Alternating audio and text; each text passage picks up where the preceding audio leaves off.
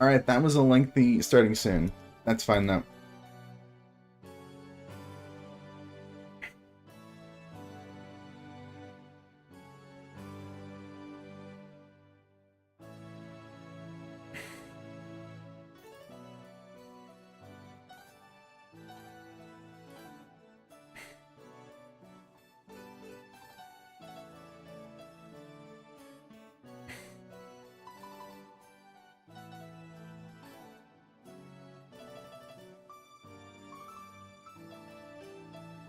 Alright, I think... I don't really have anywhere else to advertise this.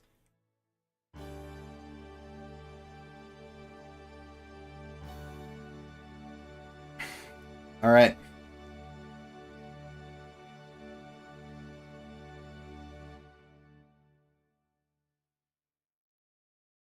Alright, let me move over to this scene, at least for now, and go ahead and close a few redundant windows. And crank the music down.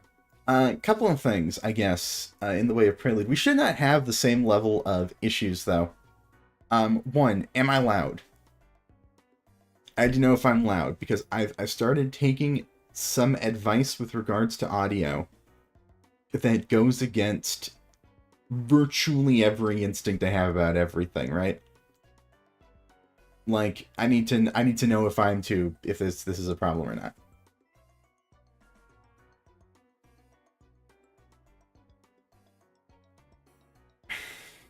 But I don't know.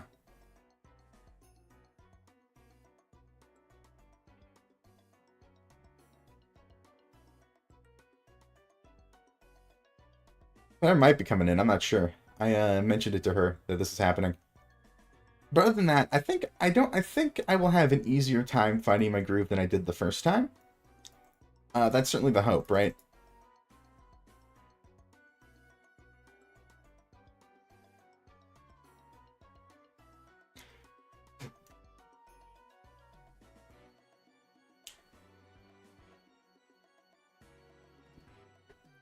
But if not, that's fine too. Okay, we will...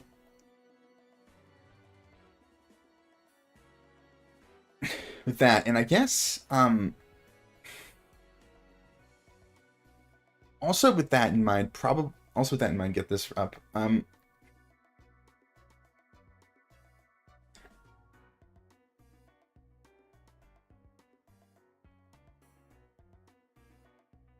Probably want to begin with a bit of review. So, last time, and this is a thing, and this is something to note.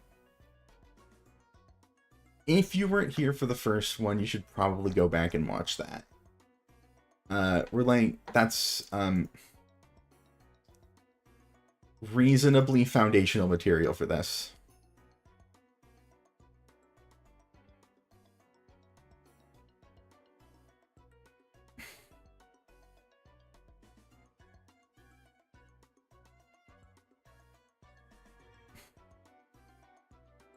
And I'm just checking to see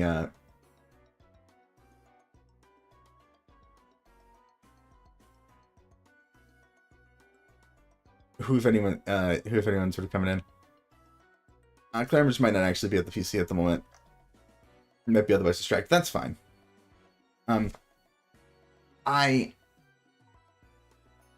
So yeah, basic review. What did we actually learn last time? Well, we didn't really dig that deep just yet.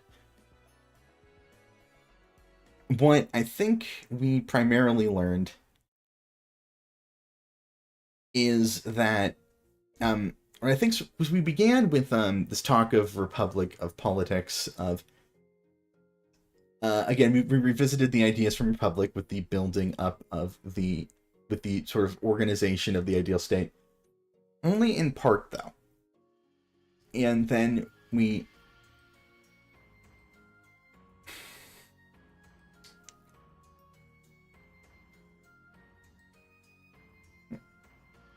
in part, though. And this transitioned into a...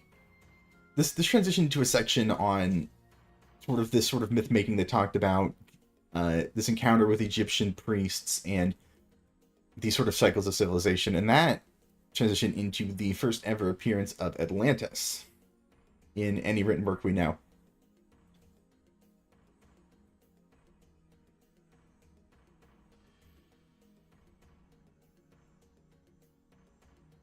So with that, I may actually need Clay to come in.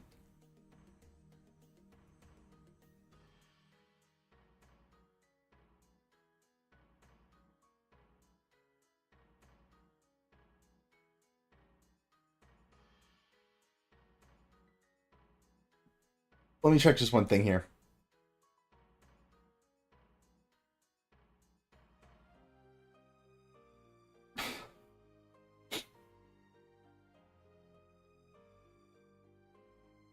Okay. And that from there moved into this very, very odd little moment where we moved from discussions of the ancient past with ancient Athens and its battle against Atlantis into its conflict with, into sort of pivoting to Timaeus talking about the beginning of the cosmos. And from there we established that the universe must have been created. It must have been created based on an existing model, and its creator must have been good.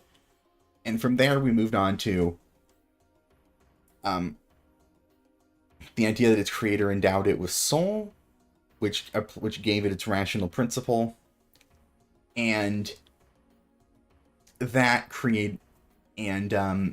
that as a result, it is a living thing, and in some ways, the thing that it was built on the model of must also be thought of as a living thing. And this is, of course, gives us the idea. From this we sort of derive the idea of the world soul.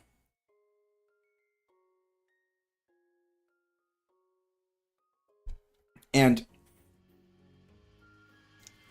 there are things to expand upon there. I don't have a strong enough memory of the dialogue to be entirely sure if this is the best place to do it or not. Like, if we should pick up with that, or let it be. Or just sort of maybe wait until we're moving on to something well and truly different. But yes. And I suppose the other thing I sort of didn't mention is that we've also concluded that the account we're reading is not being said with absolute authority. Timaeus is phrasing it as a likely story.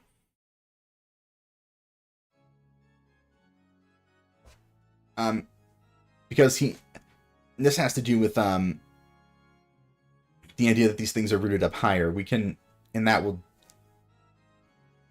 And you can only, with your sort of mortal faculties, even reasoning, know to a certain degree about them, and that further is further taken up by certain later Platonic thinkers.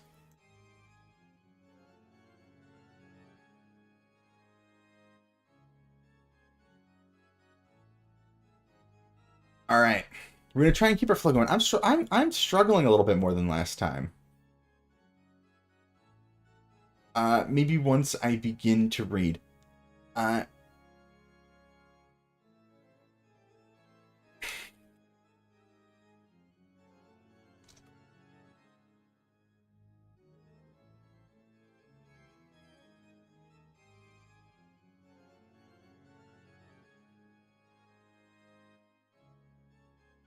Okay, then once I begin to read. So we left off with this idea that it must be singular, not plural, not in a multiple.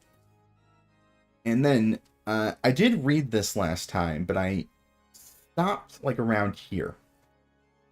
And that's because I was getting to the end of my time and I could tell that we were about to sort of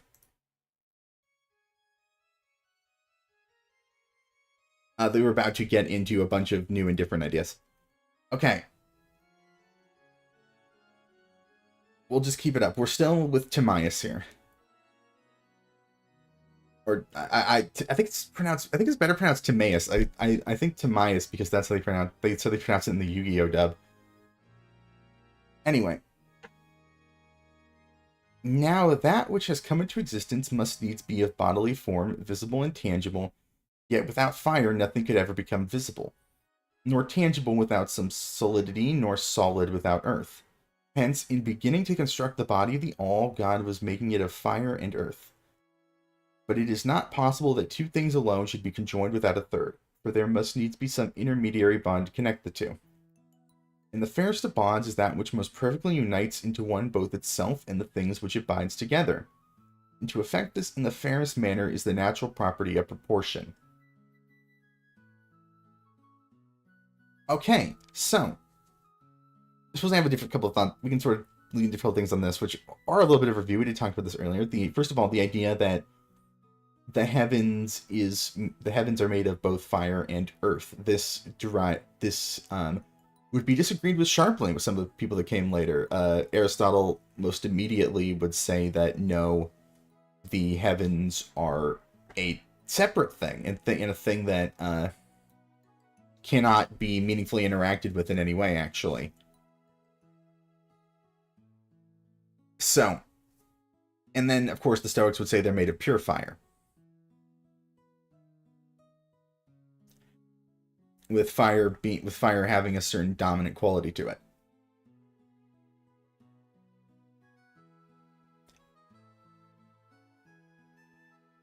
And then we get into this talk about proportionality. Those seldom things that bind together in its effective fairness manner is a natural property of proportion. Yeah. So proportion is treated as a bonding agent. It's not necessarily a property alone. And I guess this sort of, because we talked a little bit about sort of Plato and Pythagorizing, and within Pythagorean thought, ratios are supremely important because they make infinities workable effectively. And they also make irrationals expressible in a way that makes sense.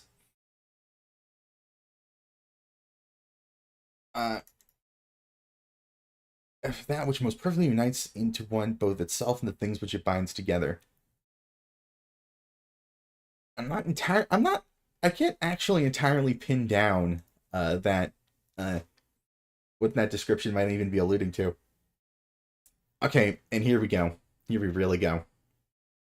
For whenever the middle term of any three numbers, cubic or square, is such that as the first term is to it, so it is to the last term, and again, conversely, as the last term is to the middle, so is the middle to the first. Then the middle term becomes in turn the first and the last, while the first and last become in turn middle terms. And the necessary consequence will be that all terms are interchangeable, and being interchangeable, they all form a unity. I don't follow. I think, though this might come later. You know what I can just do? Let's do a little bit of on-the-spot research.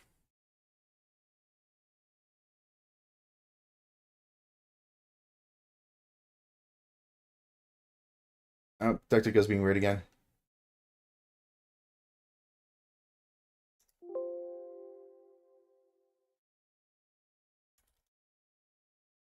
Right, let's just look this up. Okay, mathematics stack exchange. Tim, how's it relate to the golden ratio? Many sorts of things describing the golden ratio, but I'm from parsing the sentence into a formula for the golden ratio. Okay, let's look at this. So golden mean then, which has factored in before. The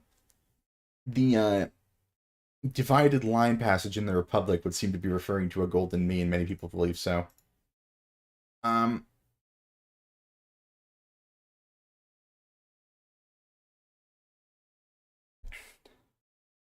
Mean is only describing geometric mean, first mean, mean last, mean, square root, first and last.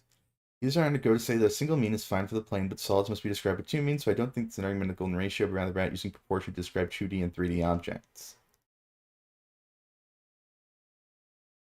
Base. Okay.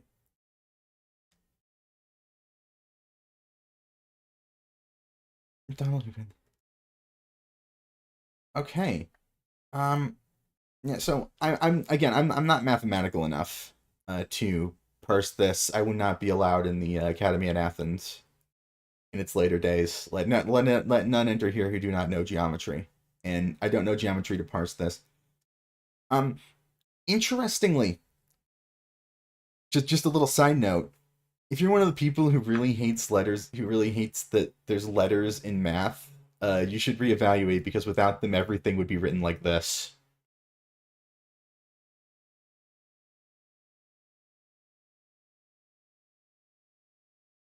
Now, if the body of the all had come into existence as a plane surface having no depth, one middle term would have sufficed to bind together both itself and its fellow terms.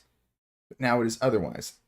For it behoved it to be solid of shape, and what brings solid into unison is never one middle term alone, but two. We're going back to this now. Still trying to parse. Okay. Just talk. I guess this is just sort of describing the different ways you talk about 2D, about two-dimensional, three-dimensional measurement. I'm not entirely sure. Also, my music has stopped.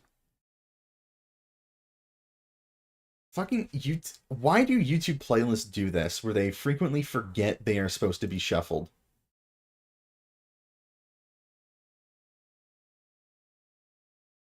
I've had this happen to me more than once.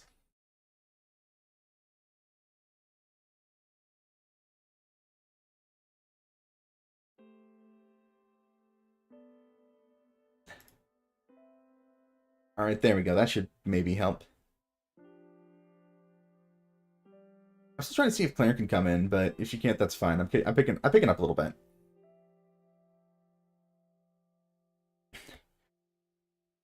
Turns now otherwise should prove to be a solid shape. Thus it was in the midst between fire and earth God set water and air, and having bestowed upon them so far as possible to a like ratio one towards another, air being to water as fire to air, and water being or to earth as air to water, he joined together and constructed a heaven visible and tangible. For these reasons, out of these materials, such in kind and these reasons out of these materials, such in kind and foreign number, the body of the cosmos was harmonized by proportion and brought into existence.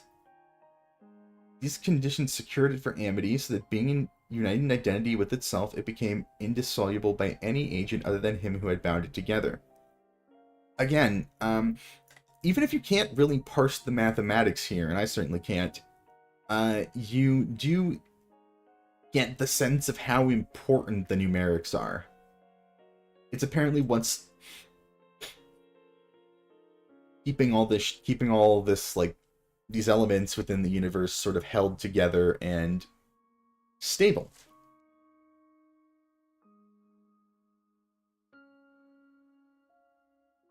Now, of the four elements, the construction of the cosmos had taken up the whole of every one, for its constructor had constructed all the fire and water and air and earth that existed, leaving over, outside it, no single particle or potency of any one of these elements. And these were his intentions. First, that it might be, so far as possible, a living creature, perfect and whole, with all its parts perfect. Nothing... So there is no excess. Everything was used. Everything has been portioned out. And this, I guess, further emphasizes that we are not dealing with a creation from nothing here. Our figure is being spoken about as working with stuff that was already there.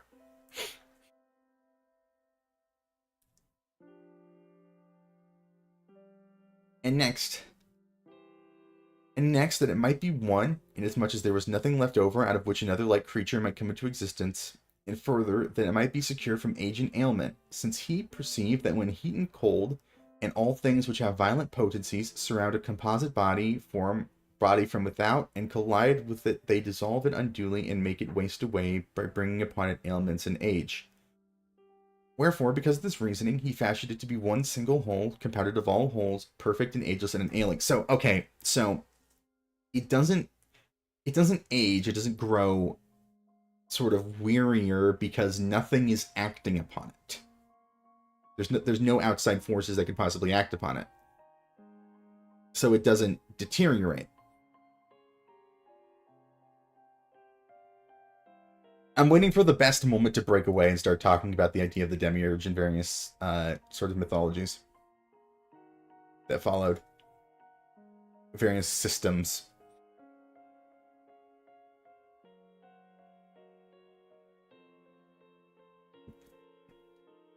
And he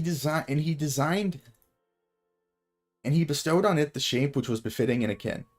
Now for that living creature which is designed to embrace within itself all living creatures, the fitting shape will be that which comprises within itself all shapes there are. Okay, wherefore he wrought it into a round in the shape of a sphere, equidistant in all directions from the center to the extremities, which of all shapes is the most perfect and the most self-similar, since he deemed that the similar is infinitely fairer than the dissimilar. Okay, so it's made literally spherical.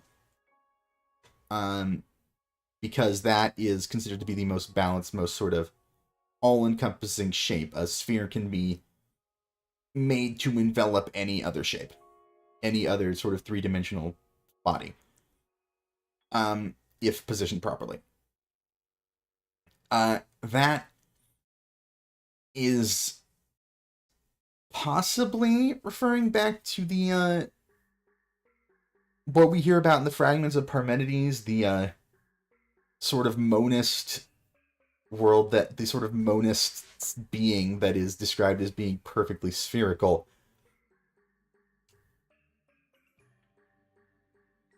And of course we know that Plato was very interested in Parmenides. And on the outside roundabout, it was all made smooth with great exactness, and that for many reasons.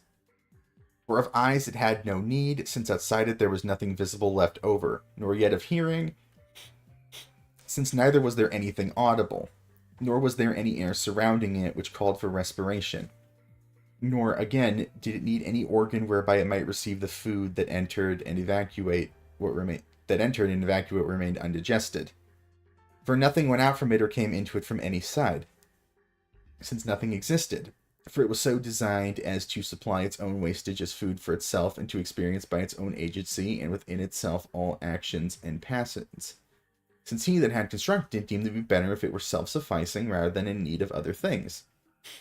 Hands, too, he thought he ought not to attach unto it uselessly, seeing they were not required either for grasping or for repelling anyone, nor yet feet, nor any instrument of locomotion whatsoever.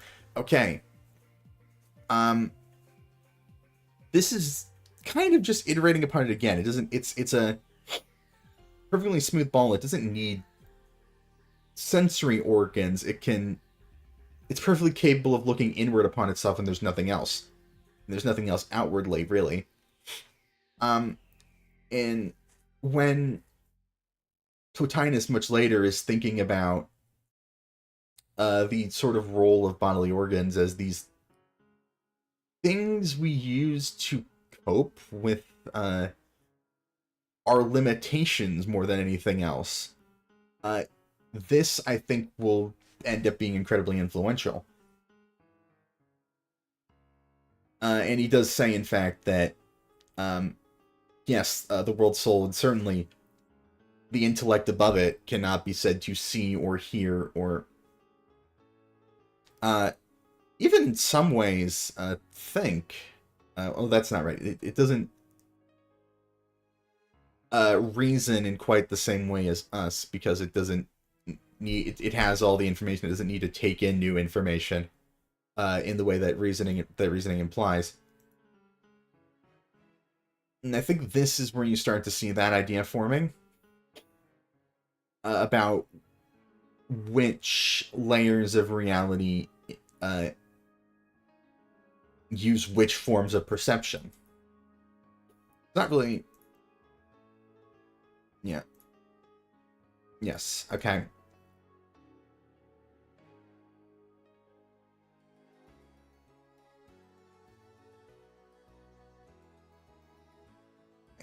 For movement, he assigned unto it that which is proper to its body, namely, that one of the 7 motions which specially belongs to reason and intelligence.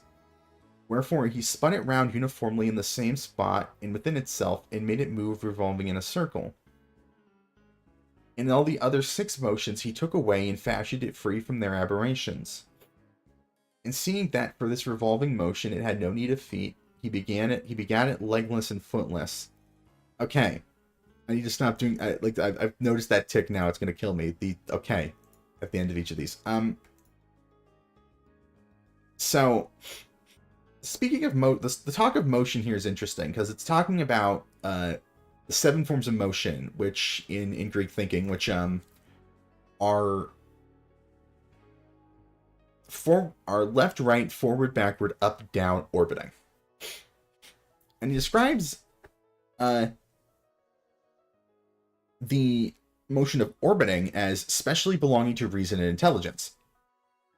And I'm not actually entirely sure if there's a dialogue which is where he specifically elaborates on this, but I do think of Republic, and I do think of the education of the philosopher, where you go from arithmetic to geometry to astronomy, which is chiefly at this point, the mathematics of orbiting, of bodies in motion.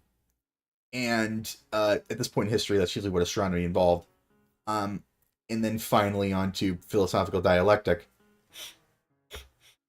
So that's interesting.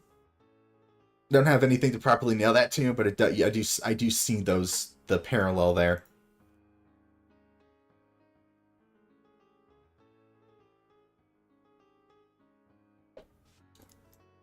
Such, then, was the sum of the reasoning of the ever-existing God concerning the God which was one day to be existent, whereby he made it smooth and even and equal on all sides from the center, a whole and perfect body compounded of perfect bodies. In the midst thereof he set soul, which he stretched throughout the whole of it, and therewith he enveloped also the exterior of its body, as a circle revolving in a circle. He established one sole and solitary heaven, able of itself because of its excellence to company with itself and needing none other besides, sufficing unto itself as acquaintance and friend. And because of all this, he generated it to be a blessed God. So, I think this is going to be elaborated upon in a second, but again, soul is a material here, is how it's being understood, how it's being worked with. And I think the way that soul is talked about here is of some interest. Again, it's a material, it's something our craftsman god can work with.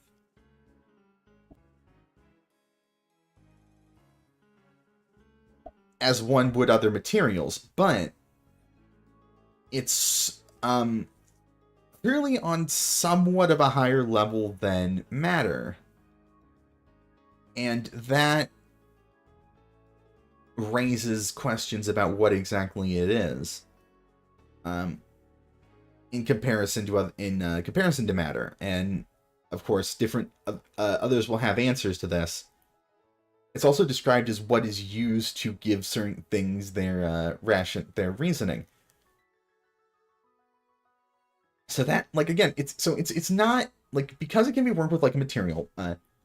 Platonic forms, the Platonic ideals, cannot be bent, twisted up, changed, repurposed. That's not how that works. But soul can, but it's also higher than matter. So what is going on there? And other people will have answers.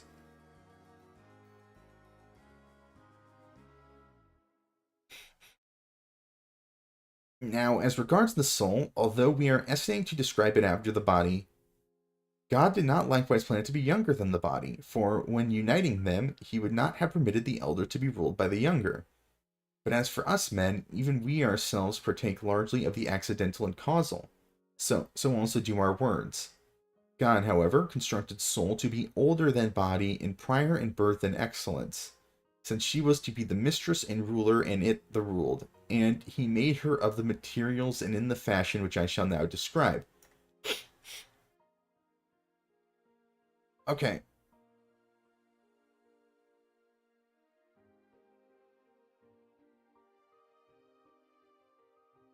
Again, we're dealing with the doctrine of the immortality of the soul here. This is elaborated upon elsewhere. A little bit in Republic, a lot in Phaedrus, a lot in Phaedo. Phaedo is the one that deals most chiefly with this, I would say. Not I would say, it is, in fact.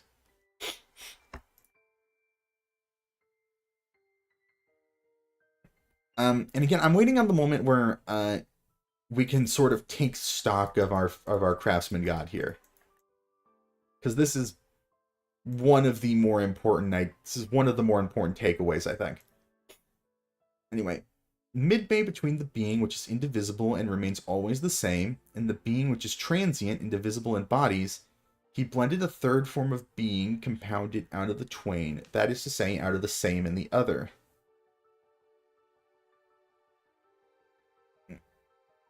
So that's interesting. Because again, when we think about the sort of Pythagorean principle, the one and the indefinite dyad, the one is the source of unity and staticness. The indefinite dyad is what multiplies it outward, and it's the interaction of these principles that gives way to everything. So, I don't know how to exactly interpret that with the idea that this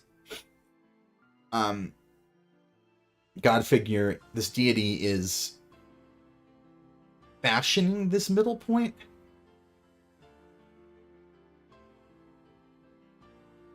Because, again, you can maybe play Soul here, but Soul was already there. So, much like Matter. And in like manner, he compounded it midway between that one of them which is indivisible and that one which is divisible in bodies. And he took the three of them and blent them all together into one form, by forcing the other into union with the same, in spite of its being naturally difficult to mix. And when with the aid of being he had mixed them, and had made them one out of three, straightway he began to distribute the whole thereof into so many portions as was meet. And each portion was a mixture of the same, of the other, and of being. We might need to take a while on this, but I'll finish the paragraph at least. And he began making the division thus. First he took one portion from the whole, and then he took a portion double of this, then a third portion, half as much again as the second portion, that is, 3 times as much as the first. The fourth portion he took was twice as much as the second, and the fifth 3 times as much as the third, and the sixth 8 times as much as the first, and the seventh 27 times as much as the first. Alright, again, we're going to look this up.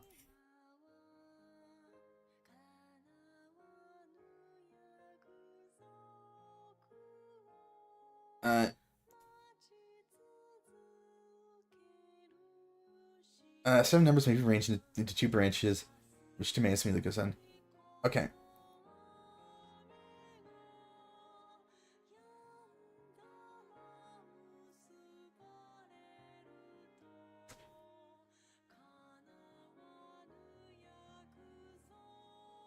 Okay, it seems... Okay, I'm reading this, and it seems like there is not agreement about what the hell is happening here.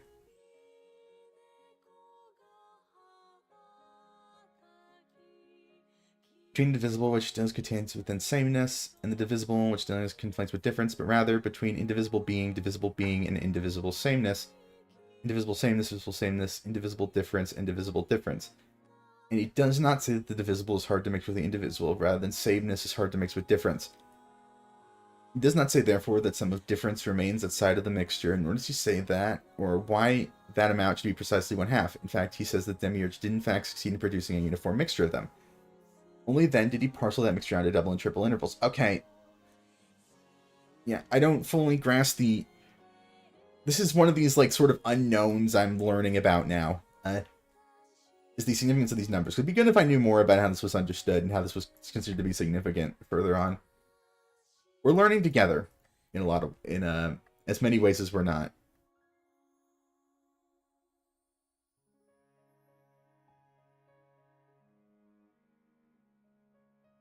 I don't suspect I'll have a ton to say about the remainder of the more mathematical sections to follow here. I can jump on certain things again, like in very broad strokes again, like the importance being given to ratio here. Like these numbers are not arbitrary. They matter, which says a lot about how just this kind of thing can matter.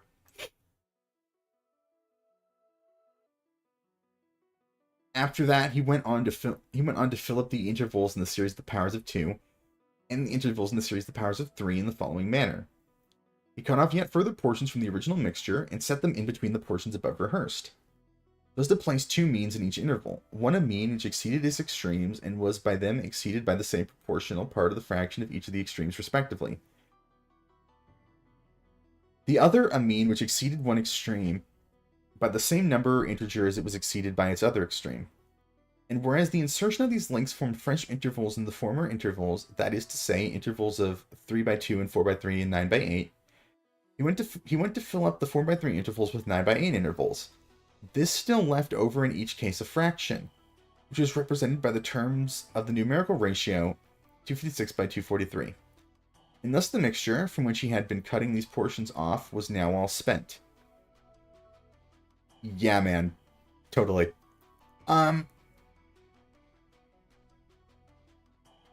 Is this where the ambiguity lies in the lengthy story? I don't fucking know, man. I believe I have heard, this is something I can't speak to, but there is at least a general sort of form of this that has been guessed at, which we'll get to once we're through this.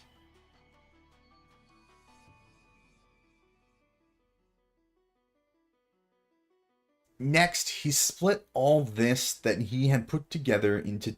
Oh, I thought something happened, but it's just YouTube Studio yelling at me.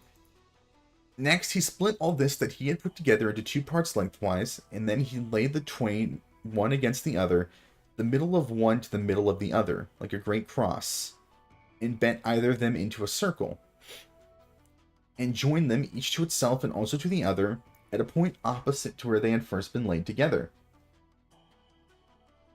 And he compassed them about with the motion that revolves in the same spot continually.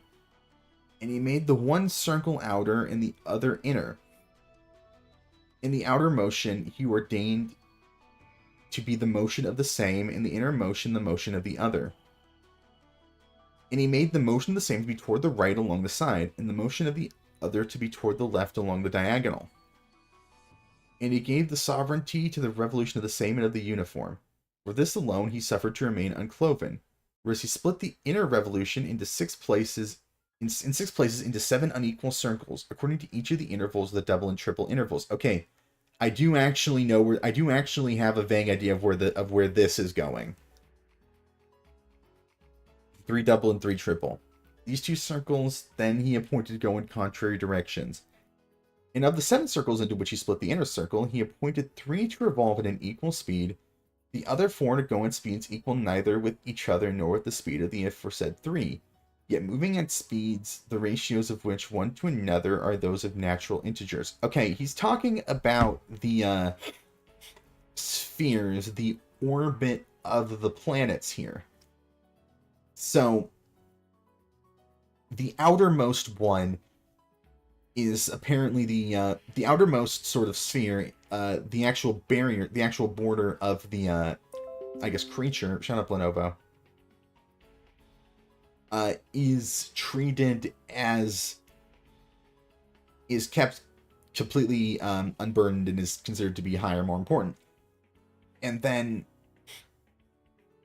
the next, which moves the opposite way, he takes and divvies up into these other spheres, which the planets will follow as the path of their orbit. And this is an idea that Aristotle will elaborate upon a fair bit.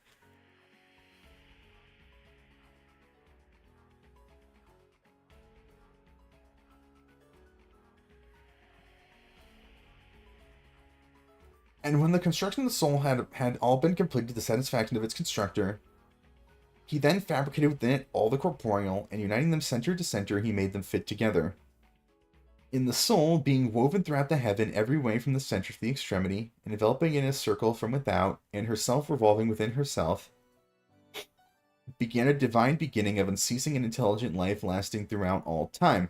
So, you can see it's like the sort of reasoning of being, the reasoning of the, not being, I need to stop using being like I use being in casual conversation, because Plato means something quite specific by that. The reasoning of the universe, the world soul, is being almost like mechanically, though he didn't have a concept of machines in this way, Plato wouldn't have. It's almost being sort of driven by these various orbits and intersections that are happening, though the spheres, of course, do not intersect. These various orbits that are happening within it, you could, without too much trouble, view this as a mechanical way of doing it, though, again, that'd be very anachronistic. The very sort of mechanical, sort of powering of the rational principle. Though that would, again, be very anachronistic. Again, when do I talk Demiurge? I don't know.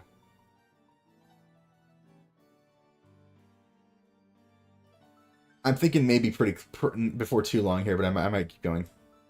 And whereas the body of the heaven is visible, the soul is herself invisible, but partakes in reasoning and in harmony, having come into existence by the agency of the best of things intelligible and ever existing. It says we're back, but I don't know if we're back. We might be back. Okay, we had a very, very brief disconnect. But I think we're back now. Okay. And whereas the body of the heaven is visible, the soul is herself invisible, but partakes in reasoning and in harmony. Having come into existence by the agency of the best thing intelligible and ever existing is the best of things generated. Okay, intelligibles. Which would be our forms, and the God figure is described as the best of things intelligible. This is interesting because he's presumably not greater than his model creature. And I probably should have mentioned this to some degree last time. But this, again, in Republic, there's a mention of, is the form of the good higher than the others? Is it a whole other thing? And that could be what this is alluding to, that the model that our craftsman god used was higher yet than him, or that he simply used himself for the model, and that's not being made especially clear.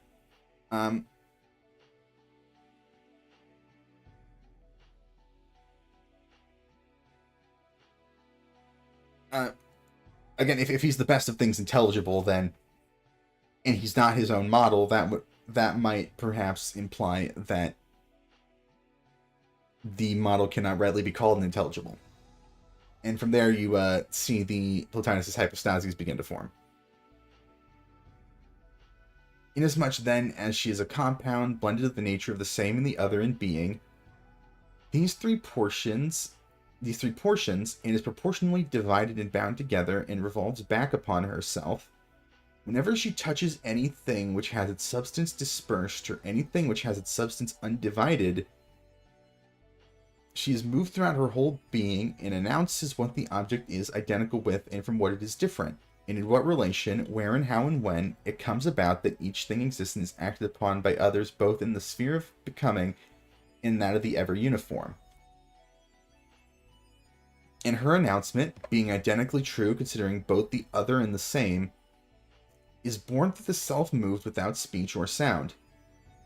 And whenever it is concerned with the sensible, and the circle of the other moving in a straight course proclaims to the whole the toll of its soul, opinions and beliefs arise which are firm and true. And again, when it is concerned with the rational, and the circle of the same, spinning truly, declares the facts, reason, and knowledge of necessity result. But should anyone assert the substance in which these two states arise is something other than soul, his assertion will be anything rather than true. Okay, I might need to reread this bit, actually. We're dealing with how in a universe of sort of imperfect sensibles and opinion, everything is not equally completely wrong, I think. And it's dealing with these sort of interaction. I'm very, very perplexed by the use of being as it is used here. Because it doesn't entirely map up with mine, the idea that it can be mixed and molded. Like I was talking about this earlier. Because as far as I'm aware, being is associated with true form. Again, we're learning together here. If anyone has any comment on this.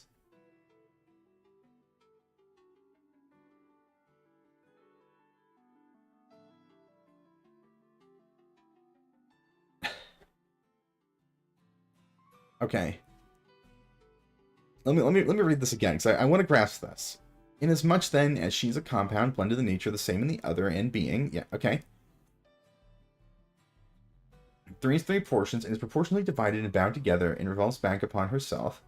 Whenever she touches anything which has its substance dispersed, or anything which has its substance undivided, she is moved throughout her whole body, her whole being, and announces what the object is identical with and from what it is different. In what relation, where and how and when it comes about that each thing exists and is acted upon by others, both in the sphere of becoming and in that of the ever uniform. In her announcement, being identically true concerning both the other and the same, is born through the self-move without speech or sound, and whenever it is concerned with the sensible, the circle of the other moving in straight course proclaims it to the whole of the soul. Opinions and beliefs arise which are firm and true. And again, when it is concerned with the rational, and the circle of the same, spinning truly, declares the facts, reason, and knowledge of necessity result. Which in with substance which these two states rise something other than soul, his assertion will be anything rather than the truth. Okay, give me just a second here.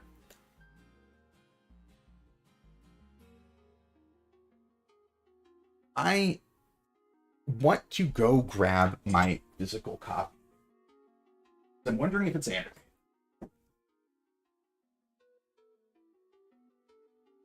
Alright, I got it here.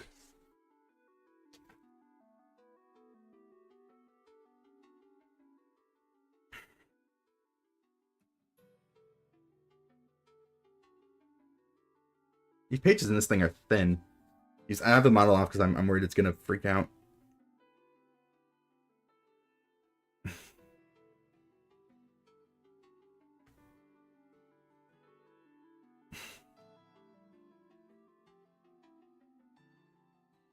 Okay, Timaeus in 1224.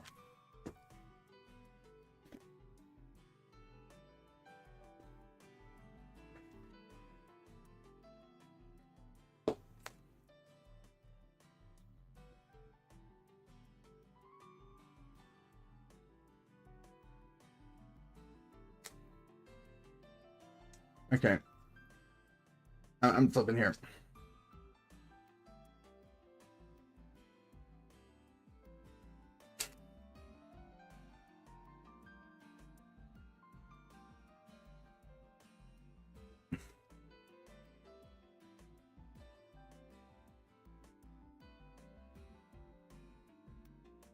Okay, we do have a couple of things here.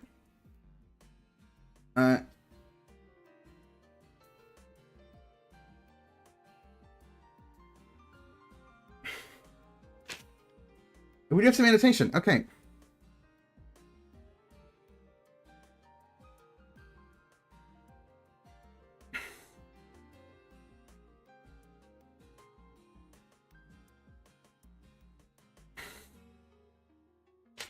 Okay, we do have annotation. Okay. Let me look for my citation. Let me look for what's being cited here.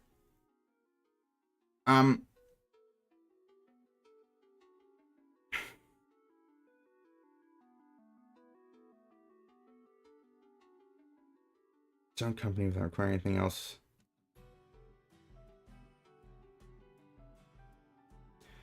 Okay, let's go back to 35b.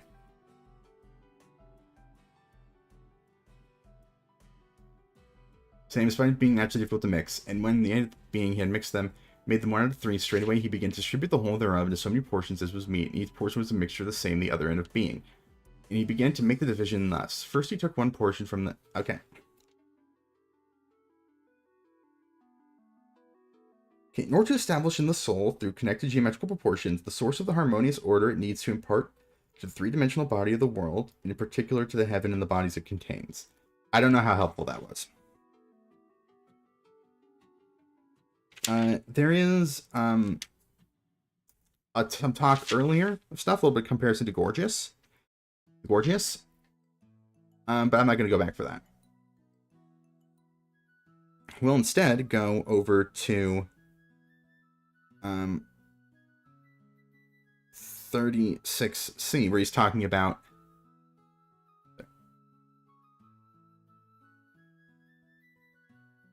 the inner motion rests on the motion towards left and on the diagonal. Use the motion that made the motion the same toward the right. The translations are a little bit different between my physical and what we're reading here. So it's actually not all that easy to map to match them.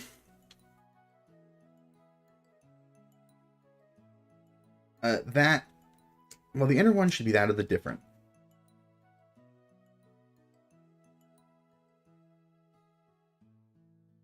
Continually.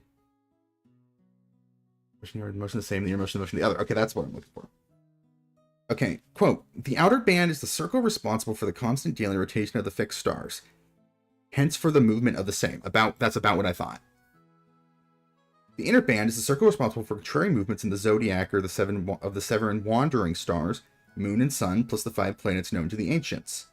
Hence for the movement of the different. Yep, that's about what I thought. Okay.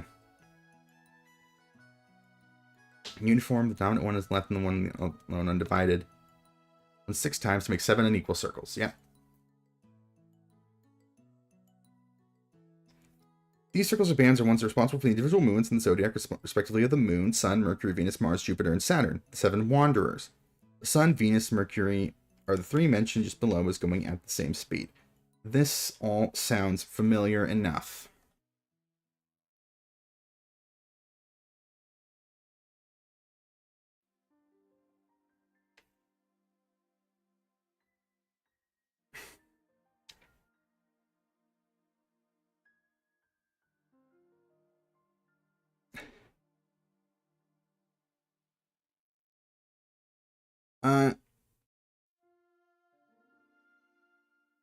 So I'm looking at this, and it seems to like it clarifies again that it's talking about the spheres of the heavens, which yeah, I knew that well enough.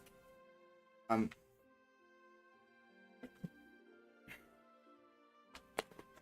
me get the book sleeve on. I don't want to mess with that. The nice like hardcover collected works. A lot. I don't want to mess it up. Okay, so again, just confirming what I know. The only things it really has to add here are translation notes.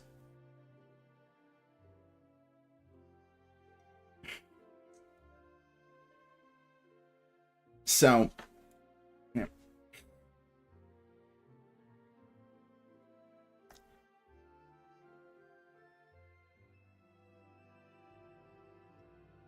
Let me look around. We're about to talk about time.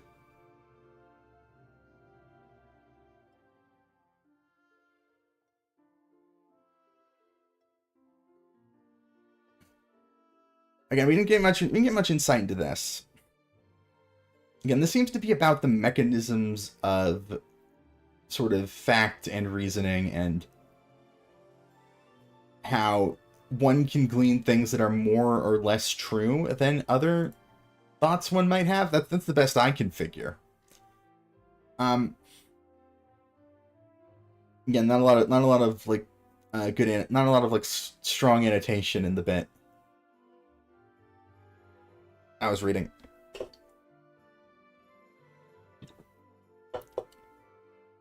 And when the Father that engendered it perceived it in motion and alive, a thing of joy to the eternal gods, he too rejoiced, and being well pleased, he designed to make it resemble its model still more closely. Accordingly, seeing that the model is an eternal living creature, he set about making the universe, so far as he could, of a like kind. But inasmuch as the nature of the living creature was eternal, we're being very cagey about this model here. Is it him? Is it the form of the good? the Neo-Pythagorean, or the not Neo, but the Pythagorean one, which may be in fact the form of the good, depending on how you choose to read that. Is it on the same level as him because he's on the level of a concept, basically? He's on the level of like a pure concept, or is it higher still? Eternal is quality. It was impossible to attach its entirety to what is generated. The entirety of what is generated. Therefore, he planned to make a movable image of eternity, and as he set in order the heaven of that eternity which abides in unity, he made an eternal image, moving according to number, even that which we have named time. For simultaneously with the construction of the heaven, he contrived the production of days and nights and months and years, which existed not before the heaven came into being. And these are all portions of time, even as was and shall be are generated forms of time, although we apply them wrongly, without noticing, to eternal being. Okay. I'm doing it again because there's a lot because like I actually do have quite a lot to say about this. There's quite a lot to say. So we have a beginning of time. Time is seemingly being placed in the moment where it is set. This would be one of Aristotle's biggest gripes with the Timaeus. He would dismiss. He called it, a silly story. And one of his big things was, we have the beginning of time being placed in time. And he says, no, that doesn't work. That's not logically workable. And he has his understanding is that these things continue in perpetuity. There's not a beginning or ending. And plenty of others will take up this. In fact, many of those who look to Plato later would see this point, basically. They would say, no, that's not how you're supposed to read it. This is an allegory. What's being described here is something that's happening perpetually, even now. And so this idea of a set beginning would be sort of shunted until the until Christian, Jewish, and Islamic thought, Abrahamic thinking, Abrahamic traditions would pick it up much, much later.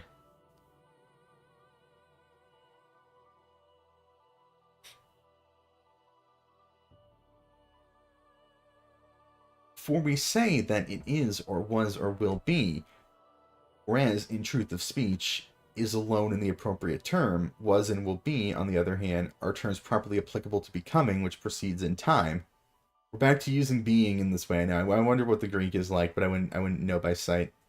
Since both of these are motions, but it belongs not to that which is ever changeless in its uniformity, become either older or younger through time, nor ever to have become so, nor to be so now, nor to be about to be so hereafter, nor in general to be subject to any of the conditions which becoming has attached to the things which move in the world of sense, these being generated forms of time, which imitates eternity and circles round according to number. And besides these, we make use of the following expressions: that what is become, and what is becoming, and what is about to become is about to become, and what is non-existent is non-existent. But none of these expressions is accurate. But the present is not, perhaps, a fitting occasion for an exact discussion of these matters. Did he dig into this? We're going back to the book. Because it seemed like maybe it was a future plan, but of course,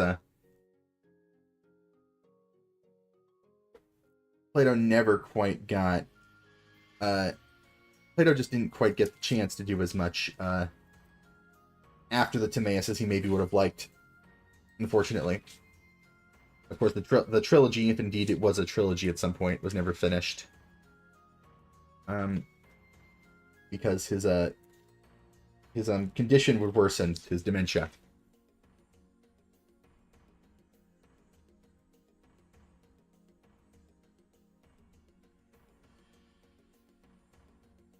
Seem not. It seem that there's not much elaboration. There's not any specific elaboration upon this.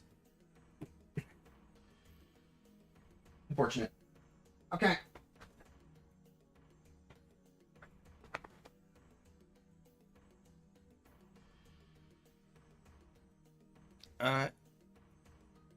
Just sort of speaking about the way time is spoken about, which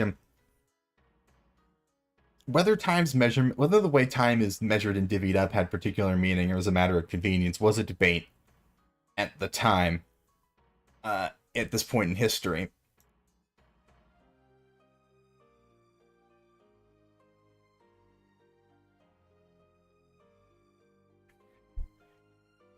Time then came into existence along with the heaven. Again, we're chronologizing the beginning of time, which many others will take exception to, and the argument was apparently seen as strong enough that it had to be allegorized out of the text by those who later looked to it. The end that having been generated together, they might also be dissolved together. If ever a dissolution of them should take place, it was made after the pattern of the eternal nature, to the end that it might be as like thereto as possible. Whereas the pattern is existent throughout all eternity, the copy, on the other hand, is through all time, continually having existed, existing, and being about to exist. This this does sort of tie into, I guess, the Plotinus' idea that the world soul isn't completely unshackled from time, but it does sort of perceive beyond the flow of time. Wherefore, as a consequence of this reasoning and design on the part of God, with the view to the generation of time, the sun and moon and 5 other stars, which bear the appellation of planets, came into existence for the determining and preserving of the numbers of time. And when God had made the bodies of each of them, he placed them in the orbits along with the revolution of the other was moving. Along which the revolution of the other was moving. I might need a new drink, jeez. 7 orbits for the 7 bodies. The moon he placed in the first circle around the earth, the sun in the second above the earth, and the morning star and the star called sacred to Hermes he placed in those circles which move in an orbit equal to the sun in velocity, but endowed with the power contrary thereto. Whence it is that the sun and the star of Hermes and the morning star regularly are overtaken by one another. As to the rest of the stars, were one to describe in detail the positions in which he set him, and the reasons therefore, the description, though but subsidiary, would prove a heavier task than the main argument which it subserves. Later on, perhaps at our leisure, these points may receive the attention they merit. Little bit of ancient astronomy here, talking about the paths these things take through the sky.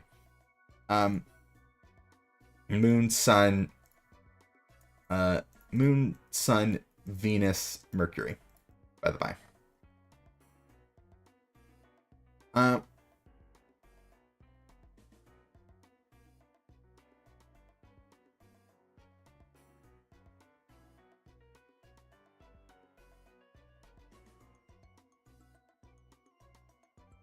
Okay, so we're going to start talking about...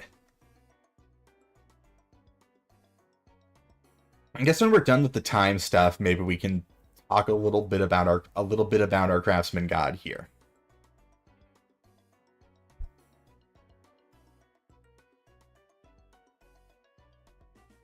So when each of the bodies whose cooperation was required for the making of time had arrived in its proper orbit, and when they had been generated as living creatures, to these planets is living in its way, having their bodies bound with living bonds and had learned their appointed duties, then they kept revolving around the circuit of the other, which is transverse and passes through the circuit of the same and is dominated thereby. And part of them moved in a greater, part in a smaller circle, those in the smaller moving more quickly and those in the greater more slowly. And because of the motion of the same, the stars which revolve most quickly appeared to be overtaken by those which move most slowly, although in truth they overtook them.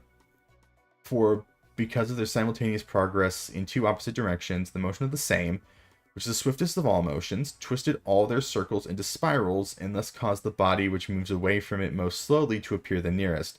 There's a lot of this is probably a lot of justifying like various oddities in the way planets appear to move. Going on here. Because it doesn't, because again, the geocentric model was incorrect. More incorrect than what we have now at the rate, so it is significantly more. I'd say we should talk in terms of more incorrect, less incorrect. It is significantly more incorrect than current models of the universe. So there were oddities that needed to be reconciled in order that there might be a clear measure of the relative speeds, slow and quick, with which they traveled round their 8 orbits. In that circle, which is second from the Earth, God kindled a light, which now we call the sun, to the end that it might shine so far as possible throughout the whole heaven, and that all the living creatures entitled thereto might participate in number, learning it from the revolution of the same and similar. I mean, I guess that's clear enough that we're able to see other things in space, chiefly because of the sun. I guess that's not incorrect. Besides, I guess, the stars themselves, but I don't even know if that's... I'm not sure if he's making that claim. In this wise, and for these reasons, were generated night and day, which are the revolution of the one and most intelligent circuit, in month, every time the moon, having completed her own orbit, overtakes the sun. A year as often as the sun has completed his own orbit. Of the other stars, the revolutions have not been discovered by men, save for a few out of the many. Wherefore they have no names for them, nor do they compute and compare their relative measurements. So that they are not aware, as a rule, that the wandering of these bodies, which are hard to calculate and of wondrous complexity, constitute time. Nevertheless, it is still quite possible to perceive that the complete number of time fulfills the complete year, when all the 8 circuits, with their relative speeds, finish together and come to a head, when measured by the revolution of the same and similarly moving. In this wise and for these reasons were generated all those stars which turn themselves about as they travel through heaven, to the end that the universe might be as similar as possible to the perfect and intelligible living creature in respect of its imitation of eternal nature thereof. So time is a... Again, we have this idea of time as a best possible copy of eternal existence. Respects the world had already... I'm trying to think of...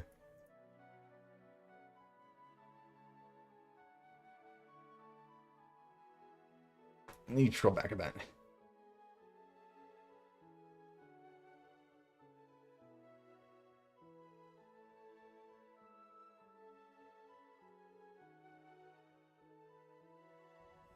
Alright, we're talking about receptacle here. We might save Demiurge discussion for around the time we're talking about receptacle.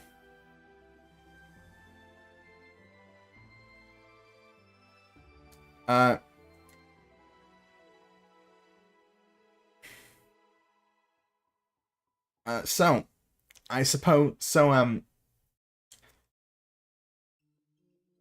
if we get to a point where it's warranted, we can do a more in-depth conversation about it. But I think perhaps this might actually end up being the best time.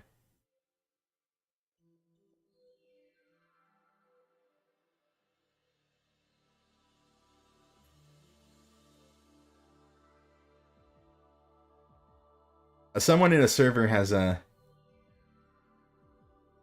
reacted to my stream message with a fedora emote.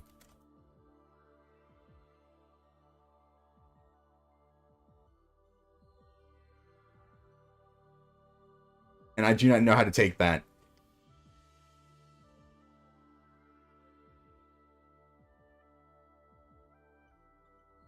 But I guess now is about as good a time as any to discuss the sort of craftsman god that we're dealing with here. Now, craftsman, the word that we translate as craftsman is in the Greek demiurgos, or better known as demiurge. Now, you've probably heard that word before. It's found its way into pop culture into various forms of pop culture and popular culture, primarily through the understanding of, quote, Gnosticism, in particular, Sethian Gnostic teaching, where there's the great sort of heavenly hierarchy that generates itself, and within the pleroma, and within that there is a mistake. And the result of that mistake is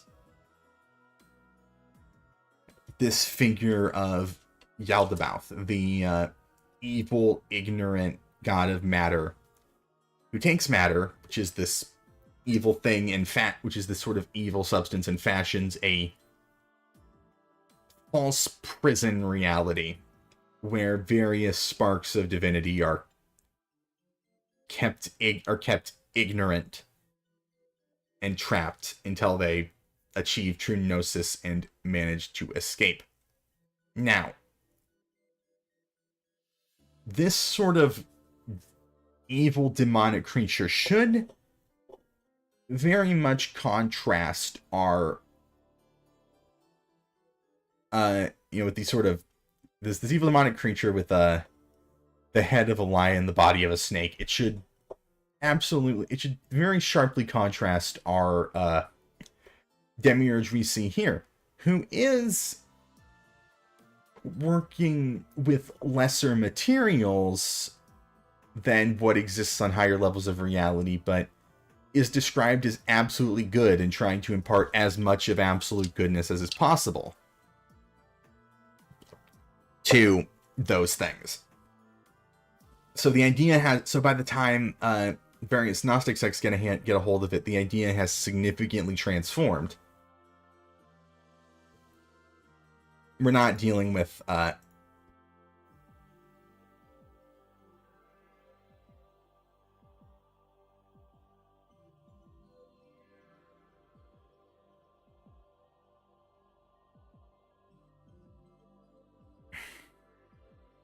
we're dealing with a sort of absolutely good god who is himself from the intelligible realm and has an absolutely good desire to impart order onto the chaotic realm of existence he sees.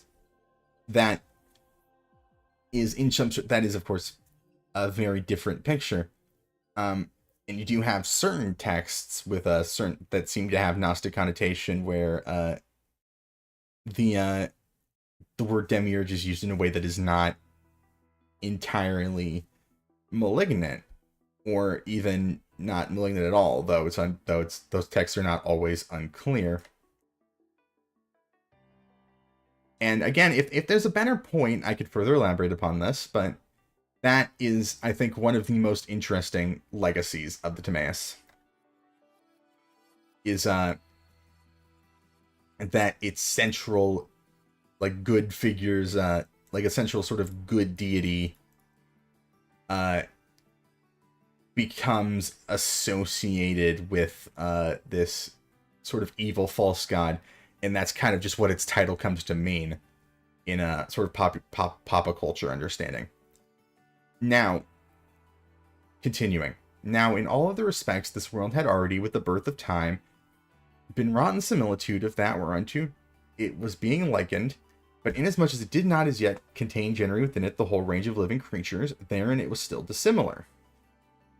So this part of the work, which was still undone, he completed by molding it after the nature of the model. According then, as reason perceives form existing in the absolute living creature, such in so many as exist therein did he deem that this world also should possess. And these forms are four. Capital F form. One, the heavenly kind of gods. Another, the winged kind which traverses the air. Thirdly, the class which inhabits the waters. And fourthly, that which goes on foot on dry land. The form of the divine class he wrought for the most part out of fire, that this kind might be as bright as possible to behold and as fair. And likening it to the all, he made it truly spherical. And he placed in it the intelligence of the Supreme to follow therewith. distributing it round about over all the heavens to be unto it as veritable adornment cunningly traced over the whole. In each member, okay, we're back on the planets, I guess. In each member of the class, he endowed with two motions, whereof the one is uniform motion in the same spot, whereby it conceives always identical thoughts about the same objects, and the other is a forward motion due to it being dominated by the revolution of the same and similar, but in respect of the other five motions, they are at rest and move not, so that each of them may attain the greatest possible perfection. From this cause, then, came into existence all those unwandering stars which are living creatures, divine, eternal, and abide forever revolving uniformly in the same spot. Forever. Abide forever revolving uniformly in the same spot. And those which keep swerving and wandering have been generated in the fashion previously described. Okay. Okay, I see. We're treating each the fixed stars are themselves individuals here. It's not like a sheet. That's fair. And they sort of contemplate. And Earth, they spend all their time thinking about things. And Earth, our nurse, which is globed around the pole that stretches through all, he framed to be the wanderess and fashioner of night and day, she being the first and eldest of all the gods, which have come into existence within the heaven. But the choric dances of these same stars and their crossing of one another, and the relative reversals and progressions of their orbits, and which of the gods meet in their conjunctures, and how many are in opposition, and behind which and at what times they severally pass before one another and are hidden from our view, and again reappearing, send upon men unable to calculate alarming portents of things which shall come to pass hereafter. A little bit of astrology. Really just being mentioned offhand, but it's here. To describe all this without an inspection of the models of these movements would be labor in vain. Wherefore, let this account suffice us, and let our discourse concerning the nature of the visible and generated gods have an end. We're done here. You've got things in the heavens. And apparently, like, there's a singular Platonic form of things in the heavens. Which again, because he thinks the forms won't start to truly multiply until much later on.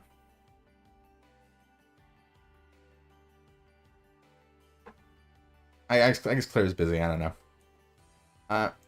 That's fine, by the way. I'm not throwing shade on her, but I don't know. She's a very good question asker, actually. So she does help things sort of move forward a little bit. Help me make sure I'm covering certain bases. Even though she doesn't super understand the material, she doesn't super follow along. She says as much. She still is able to keep things moving. Sort of, and she tries. You can tell she's trying, and that's cool. I don't know. I like Claire's cool with play video games, but she's also cool as a student, and I like that. And as far as I have students, I kind of don't. Concerning the other divinities, to discover and declare their origin is too great a task for us.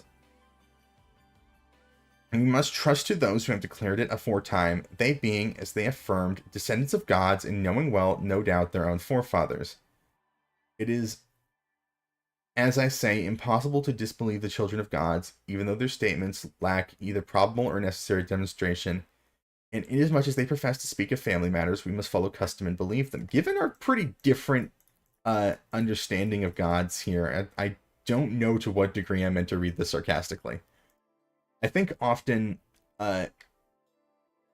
Plato is being sarcastic is a little bit of a cop-out. It's a way to it's a way to kind of throw dissonant seeming things out, but it's also assuming that you can read like sarcasm accurately into a translation of an ancient language, which I don't know, but it's like it feels like this is pulling in a pretty different direction from a lot of other things. This idea of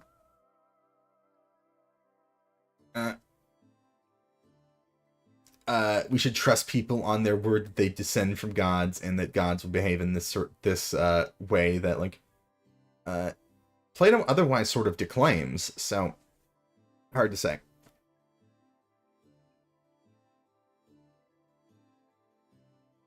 Therefore, let the generation of these gods be stated by us, following their account in this wise. Of Gaia and Uranus were born the children Oceanus and Tethys, and of these Orcus, Kronos, Rhea, and all that go with them. And of Kronos and Rhea were born Zeus and Hera, and all those who are, as we know, called their brethren. And of these again, other descendants. We're just doing Hesiod now. And again, Plato has this very, very complicated, has a pretty complicated relationship with those texts. So, perhaps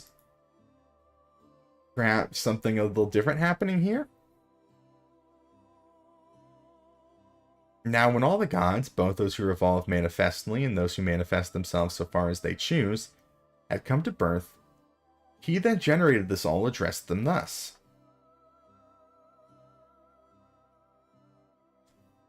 Gods of gods, those works whereof I am framer and father are indissoluble save my will.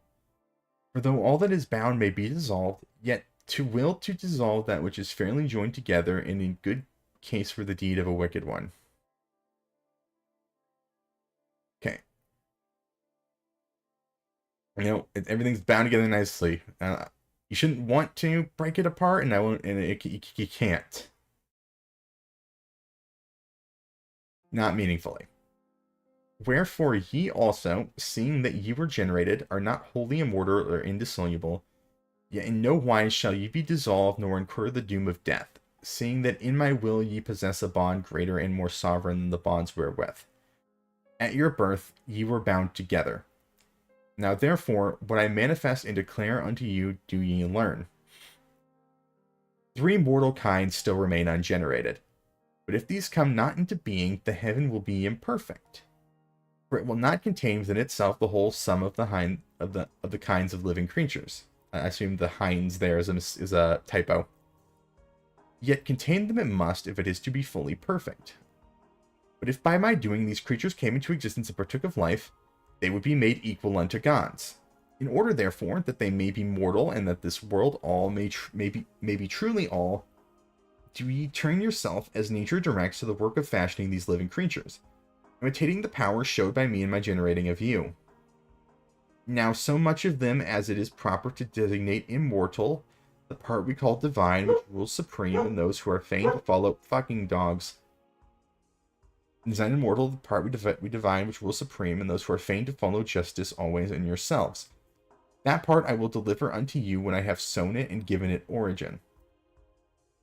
For the rest, do you weave together the mortal with the immortal, and thereby fashion and generate living creatures, and give them food that they may grow, and when they waste away, receive them to yourselves again. Okay. He's telling. So these other gods exist, and I'm starting to think maybe the stuff about the sort of traditional gods is maybe not quite so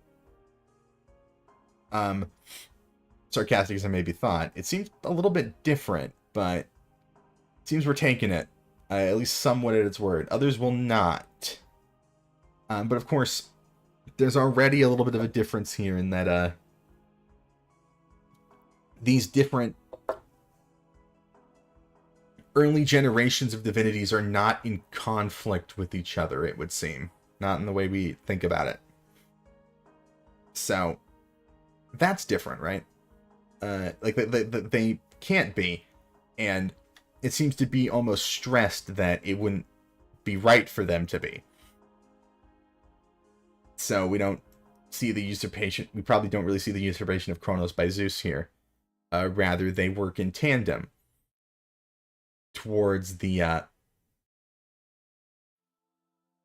power of they're meant to be seen as working in tandem towards certain goals, namely the creation of various living things and indeed the human body.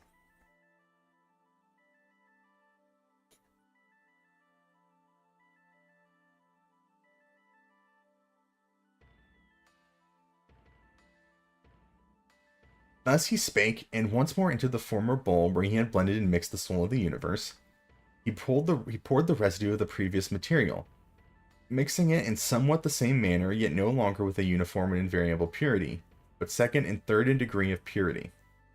And when he had compounded the whole, he divided it into souls equal in number to the stars. That's interesting. There's souls equal in number to the stars. Okay. And each several soul, I'm thinking about stuff in like Jung's Red Book, or even stuff said by Aleister Crowley now. And each several soul he assigned to one star, and setting them each as it were in a chariot, he showed them the nature of the universe.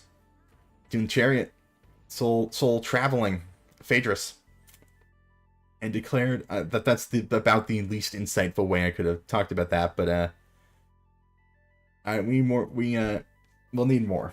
And declared to them the laws of destiny, namely how that the first birth should be one and the same ordained for all, in order that none might be slighted by him, and how it was needful that they, when sown each into his proper organ of time, should grow into the most God-fearing of living creatures. And that, since human nature is twofold, the superior sex is that which hereafter should be designated man. Okay, a little bit of gender politics. Let's talk. Plato is perhaps more egalitarian, is definitely more egalitarian than most in his time. He definitely thinks that men and women are generally better suited for certain tasks, better, sort of more likely to fall into certain roles.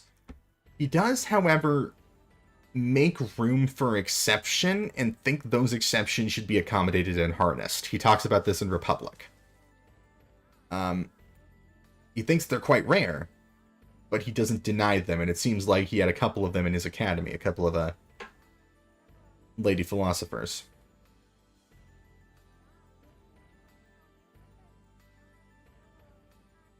But still, men are considered to be the natural sort of leading sex here. So he's not, you wouldn't exactly call him woke, but he is chief progressive from the history. Chief progressive force from the history. Okay.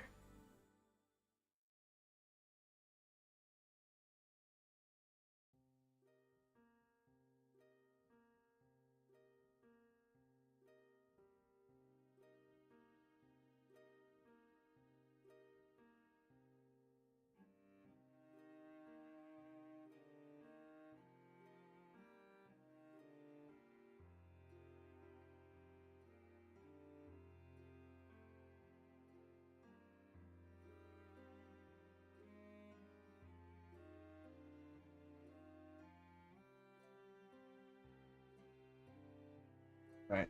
I'm talking back and forth with my artist. I'm talking a little bit back and forth with my artist about resolving the thing with the social, like the social media thing. So that's cool. So that seems like that's gonna be pretty much solved by next stream. So that's cool.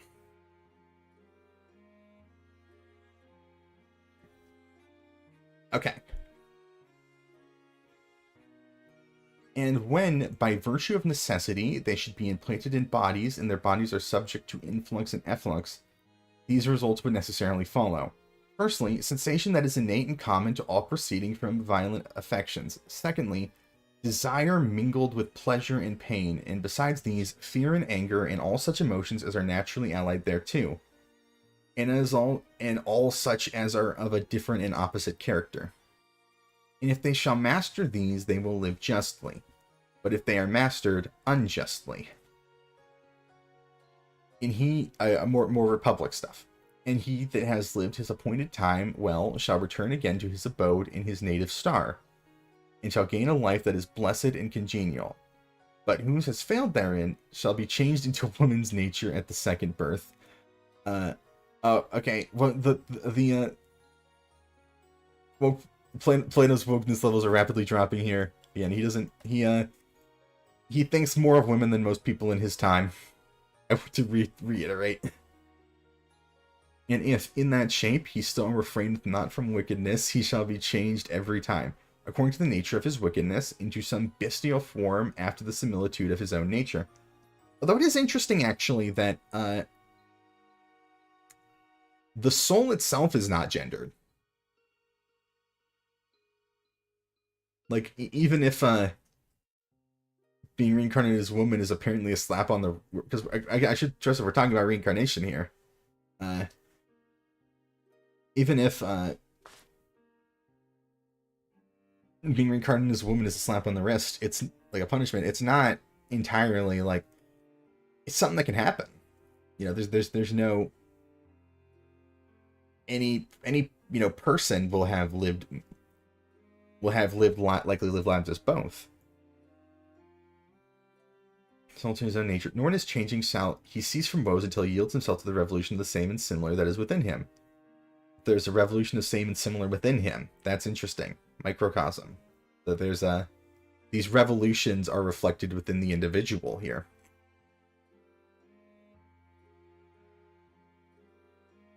And dominating by force of reason that burdensome mass which afterward adhered to him of fire and water and earth and air, a mass tumultuous and irrational, returns again to the semblance of his first and best state.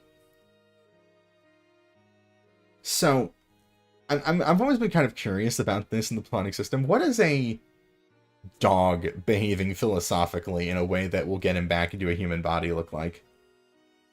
I'm very curious what he thinks an example of that behavior in various animals would be.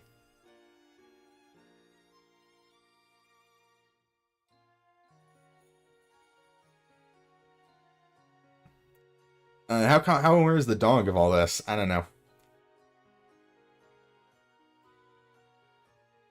When he had fully declared unto them all these ordinances, to the end that he might be blameless in respect of the future wickedness of any one of them, he proceeded to sow them, some in the earth, some in the moon, others in the rest of the organs of time. Following upon this sowing, he delivered over to the young gods the task of molding mortal bodies, and of framing and controlling all the rest of the human soul, which it was still necessary to add, together with all that belonged thereto, and of governing this mortal creature in the fairest and best way possible, to the utmost of their power, except insofar as it might itself become the cause of its own evils. Okay, so, again, you can't guarantee its goodness, but you can give it the capacity to seek out good. And, ways in which it might be much, although it's not entirely clear if this, it's quite right to say these sort of lesser and lesser animal reincarnations are a punishment or just a product of a soul reducing itself to the point where it just can't be just can't like really fit, I guess, for lack of a better term, into a human body. I think you could really read it either way.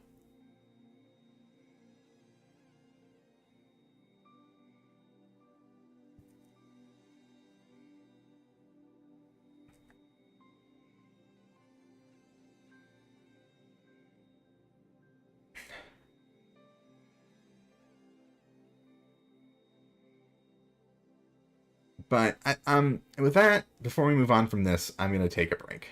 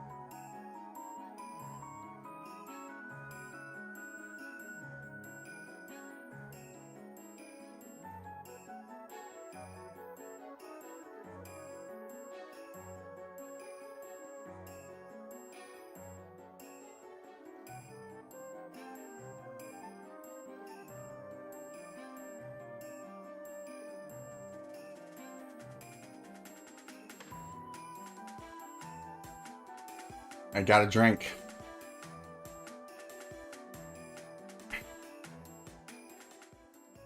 Cycornus is playing. Everything's feeling pretty good right now. Okay.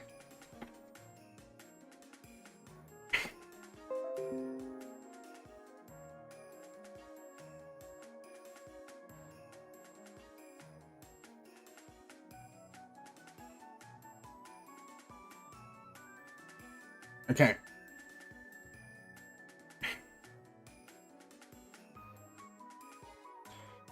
Okay. So he, then, having given all these commands, was abiding in his own proper and wanted state. Again, this all feels very, very, very chronological. It feels very hard to read this out as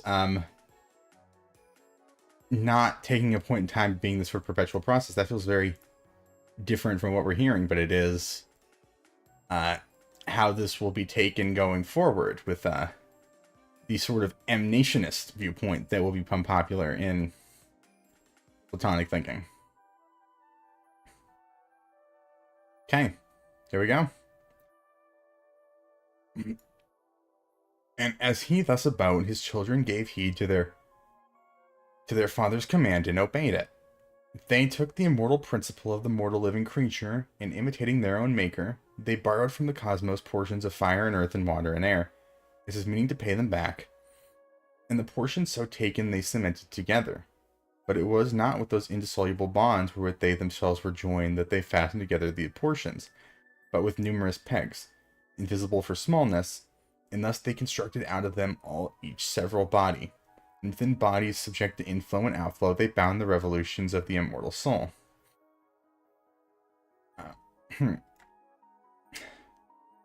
We might consult the book about this again. Because again, I'm picking up a little bit of what's actually being said, but I feel that there might be more implication here that I'm getting.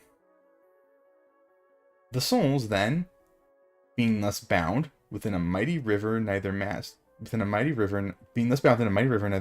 nor were mastered. But with violence they rolled along and were rolled along themselves, so that the whole of the living creature was moved, but in such a random way that its progress was disorderly and irrational. Since it partook of all the 6 motions, for it progressed forward and backward and again to right and to left, upwards and downwards, wandering every way in all the 6 directions. For while the flood which foamed in and streamed out, as it supplied the food, was immense, still greater was the tumult produced within each creature as a result of the colliding bodies. And the body of a creature having to meet and collide with alien fire from without, or with a solid lump of earth or liquid lining of waters, or when it was overtaken by a tempest of winds driven by air, and when the motions due to all these causes rushing through the body impinged upon the soul. And for these reasons, all such motions were then termed sensations, and are still so termed today. Translation thing's probably happening here.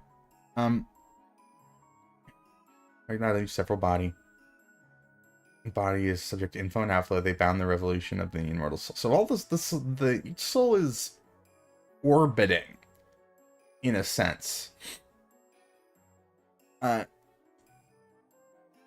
Orbiting, spiraling, maybe. We've already seen allusion to it, but it's kind of unceremonious how it's introduced. Again, it seems like possibly that rotational movement is necessary in some way for the soul to function as it does. And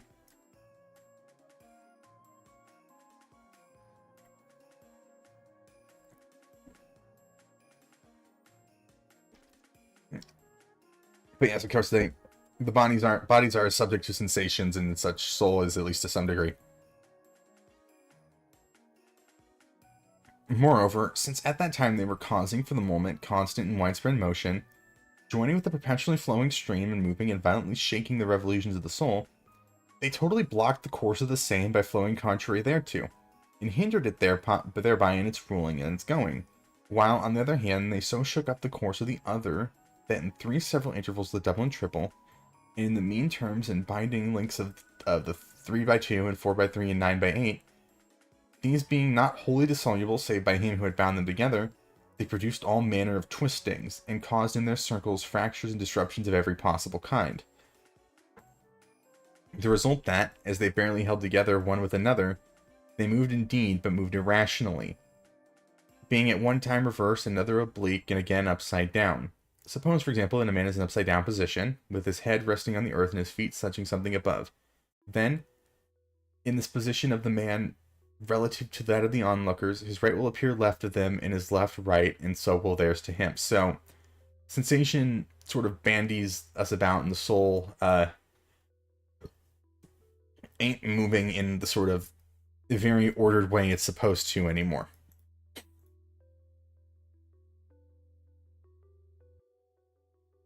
Because it's the external stimuli are battering it battering and twisting it around too much. So it would seem it is still unclear quite how material this soul is. Presumably not. In the precise, I guess, spatial relation of soul to body will be a subject of great consequence later. With some going as far to say that there's no spatial relation, the connection is extremely remote.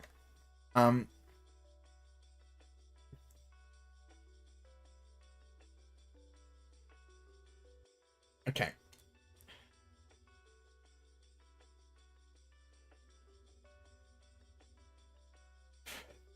This and such like are just what the revolutions of the soul experience with intensity. Yeah, I think I haven't specifically had it that much, but if you try to visualize, which maybe you shouldn't, the way soul is being understood here, you have a bunch of these rotating spheres with sort of rings moving around within them, and that's what like a soul is. That's very, that's quite different.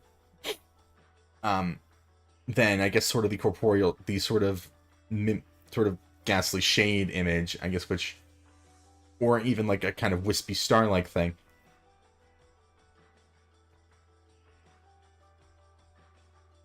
But, the inner as is to the outer. The microcosm as is to the macrocosm, right?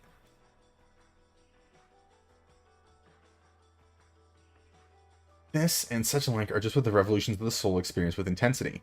And every time they happen upon any external object, whether it be of the class of the same or the other, they proclaim it to be the same as something or other than something contrary to the truth, and thereby prove themselves false and foolish, and devoid at such times of any revolution that rules and guides.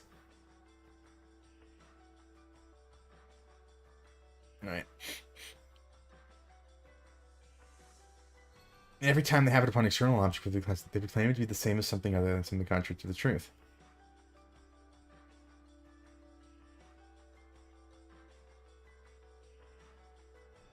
Okay, so our sensate, because we're all out of whack, this is why our sense data is not trustworthy. So the whole passage about the way that the universe turns and how it interacts with things and discerns truth from them, I didn't really understand at the time. It's being set up as a contrast, clearly.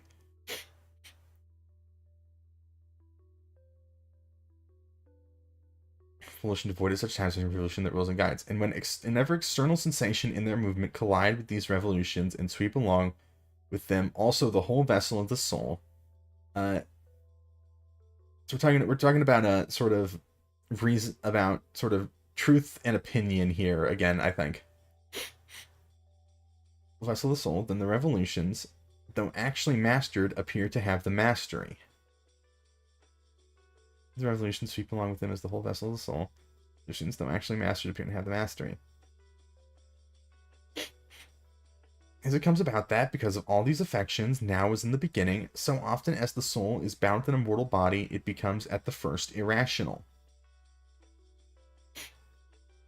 But as soon as the stream of increase and nutriment enters in less volume, and the revolutions calm down and pursue their own path, becoming more stable as time proceeds, then at length, as the several circles move each other according to its natural track, the revolutions are straightened out, and they announce the same in the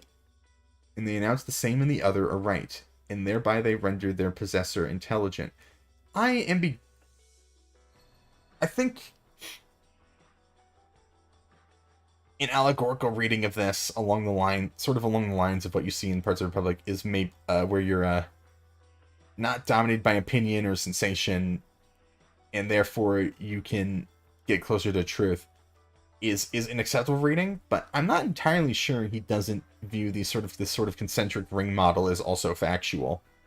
But you can read this as allegorical if you like. Either way, the point is the same, that this sort of data we're always buffeted with is setting us further off the right path towards actual reasoning and understanding.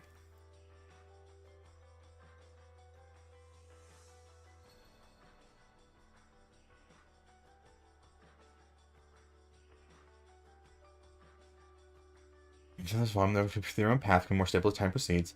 Then, in length, as the several circles move, each according to its natural track, the revolutions are straightened out, and they announce the same and the other are right, and thereby they render their possessor intelligent. Note the intelligence here. This does not have anything to do with amount of stuff you know, per se. It has to do with how properly aligned you are, how if your focus is right. And if so be that this state of his soul be reinforced by right educational training, the man becomes wholly sound and faultless, having escaped the worst of maladies. But if he has been wholly negligent therein, after passing a lame existence in his life, he returns again, unperfected and unreasoning, to Hades, which exists now. We've added it. I don't know what role Hades would play in this system, but it's there. This is a reincarnation. This is the system. This is a reincarnatory system. I don't know.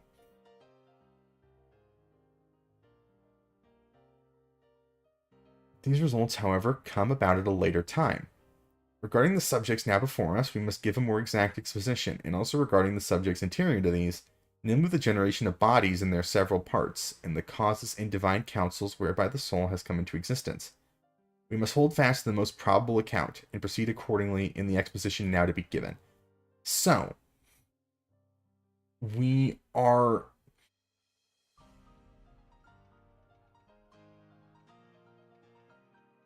Does that sound for the music? I don't know.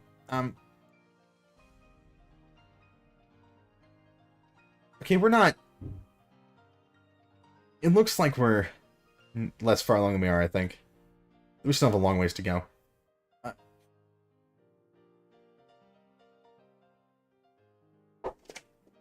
It might start thundering outside. I don't think that's happening there, but... okay. So, that's a start. That's some... So, yeah, we're kind of done with, cosmic stuff, except by implication, I believe. Though there is certainly some implication to be done. And we are going to be... Oh, fuck, I might need to...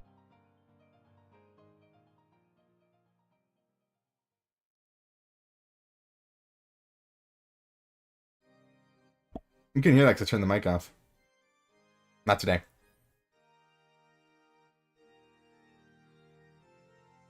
We're pretty much leaning right into human nature stuff from here out, and sort of the human body as well. The divine revolutions, which are two, they bound within a sphere-shaped body, in imitation of the spherical form of the all, which body we may now call the head. It being the most divine part and reigning over all the parts within us. So the head is roughly spherical in imitation of the sort of greater structure of the world soul, which is funny to me. To it, the gods delivered over the whole of the body they had assembled to be its servant. So again, all sort of rational faculty is located within the head. This idea... I've heard the idea bandied about that there was just no understanding of this before then. They didn't have any concept of what the brain did, and there's certainly some things to suggest that the way the Egyptians didn't consider the brain terribly important. But you know, like the reasoning happens in the head. This is known. This is known to them, having formed the notion that it should partake in all the motions which were to be, in order then that it should not go rolling upon the earth, which has all manner of heights and hollows, and be at a loss how to climb over the one and climb out of the other. They bestowed upon it the body as a vehicle and means of transport. I find it I can't help but laugh a little bit at the need to justify why we're not a bunch of heads rolling around. Like, of course, if you're trying to sort of parse this all out, it probably does deserve mention, but it's very, I don't know, the image gets to me.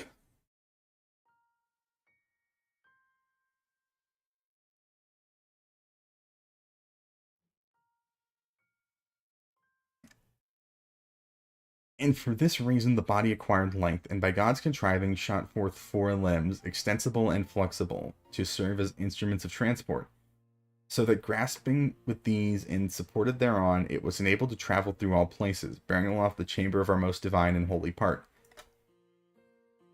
In this wise and for these reasons were legs and hands attached to all men. And inasmuch as they demand the forepart superior to the hinder part in honor and dignity, the gods gave us the most part of our going in this direction. Thus it was necessary that man should have the forepart of his body distinct and dissimilar. Wherefore, dealing first with the vessel as of the head, they set the face in the front thereof, and bound within it organs for all the forethought of the soul. And they ordained that this, which is the natural front, should be the leading part. And of the organs they constructed first light-bearing eyes, and these they fixed in the face for the reason following.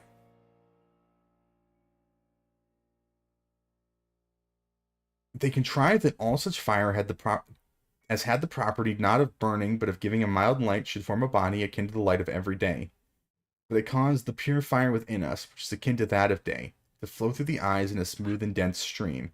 And they compressed the whole substance, and especially the center of the eyes. They excluded all other fire that was coarser, and allowed only this purer kind of fire to filter through. So whenever the stream of vision is surrounded by midday light, it flows out like unto like, and coalescing therewith, it forms one kindred substance along the path of the eye's vision. Wheresoever the fire which streams from within collides with an obstructing object without. We're definitely consulting the book about this. I'm not entirely following.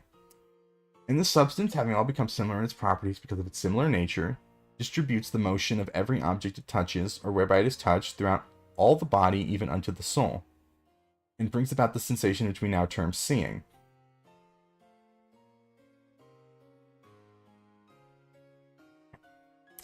Alright. 45 B, C, D. Look. Got the book here.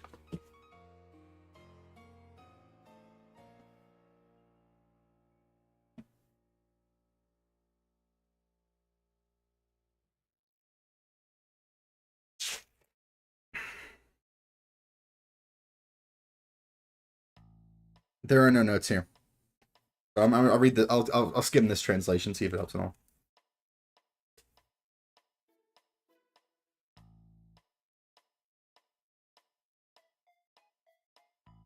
So it seems like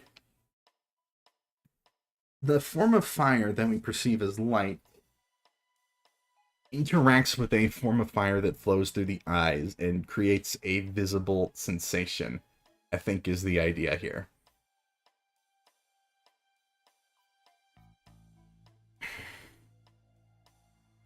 And then this is, and like this is, and like it's actually almost like a light beam, right? Like from a flashlight, and but that's a physical thing, and it connects back to the eye itself and sort of transmit it back almost like a wire. Just not how that works, but that's fine.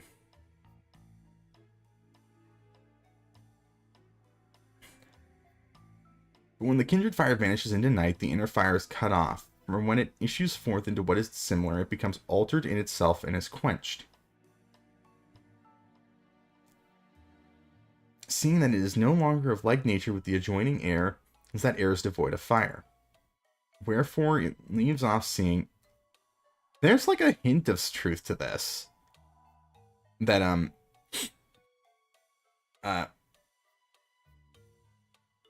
seeing is an intake of a substance of a kind. But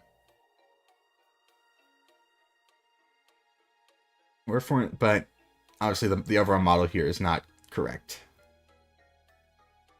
Or it leaves off seeing and becomes also an inducement to sleep. For the eyelids, whose structure the gods devise as a safeguard for the vision, when they are shut close, curb the power of the inner fire, which power dissipates and allays the inward motions. And upon their allaying, quiet ensues. And when this quiet has become intense, there falls upon us a sleep that is well nigh dreamless.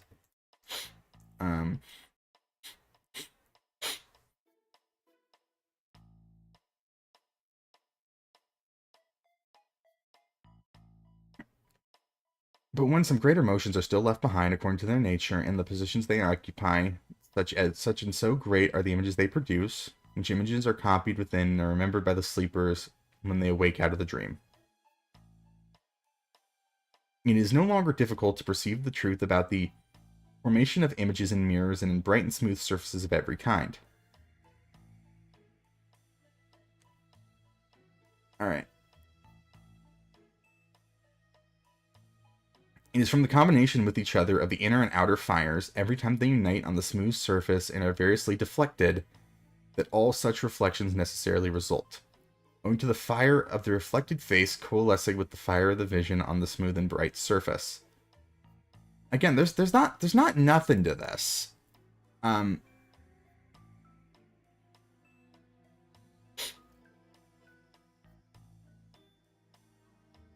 And left appears as right because contact takes place between opposite portions of the visual stream and opposite portions of the object, contrary to the regular mode of collision. Contrawise, right appears as right and left as left whenever the fire changes sides and coalescing with the object wherewith it coalesces. And this occurs whenever the smooth surface of the mirrors, being elevated on this side and on that, repels the right portion of the visual stream to the left and the left to the right. And when the same mirror is turned lengthwise to the face, it makes the whole face appear upside down, as it repels the bottom of the right to the top, and conversely the top to the bottom. Like, the model is off, but the mechanisms of the mirror here are, I think, not that terribly far off, at least when you consider the age it was written in.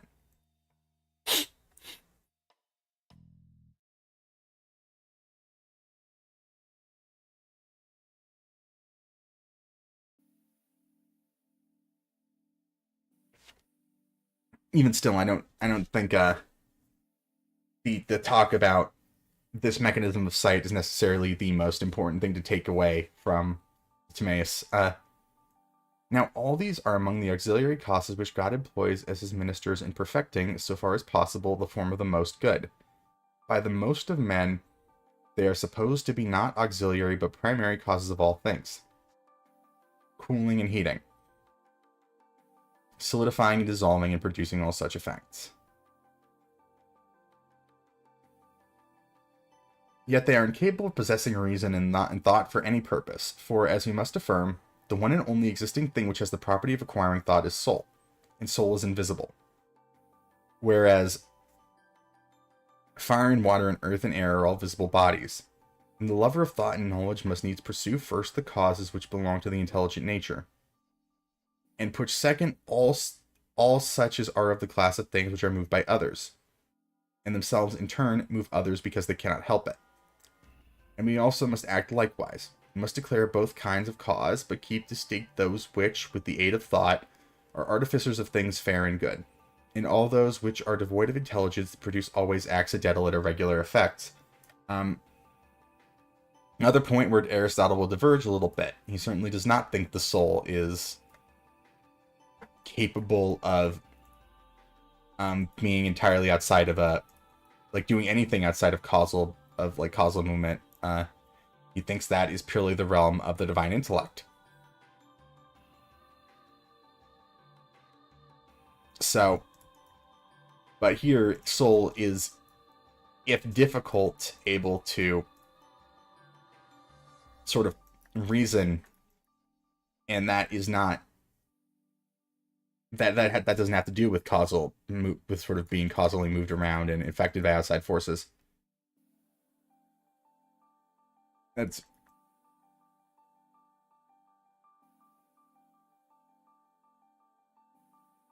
Alright.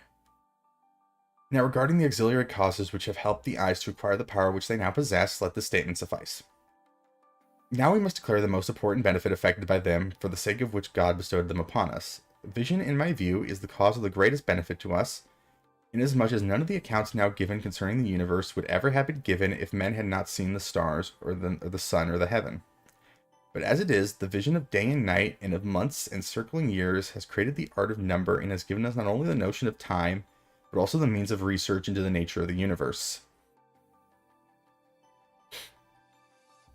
From these we have procured philosophy in all its range, that which no greater boon ever has come or will come, by divine bestowal, unto the race of mortals. This I affirm to be the greatest good of eyesight. As for all the lesser goods, why should we celebrate them? He that is no philosopher when deprived of the sight thereof may utter vain lamentations. But the cause and purpose of that best good, as we must maintain, is this: that God and devised and bestowed upon us vision to the end that we might behold the revolutions of reason in the heaven, and use them for the revolvings of the reasoning that is within us. These being akin to those, the perturbable to the imperturbable, in that through learning and sharing in calculation which are correct by their natures, by imitation of the absolutely unvarying revolutions of the God, we might stabilize the variable revolutions within ourselves. We're seeing the importance of the study of mathematics and bodies in motion within philosophy. This idea that the stable orbits of the heavens are to be aspired to. In fact, very directly. They directly relate to the sort of anatomy of soul.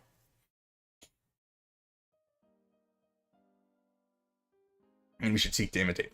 And we should seek to imitate them on a unconscious level. Like, it's interesting to think about how this is all being analogized. Because obviously he's not suggesting you start walking in a circle. It's stupid. He's... but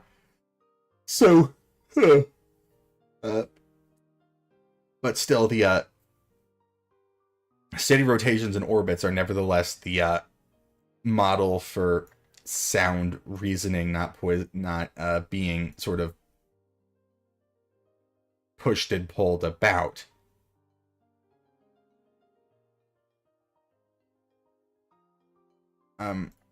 We're not quite in Music of the Spheres territory here, but there is a sense of the importance of these rotations.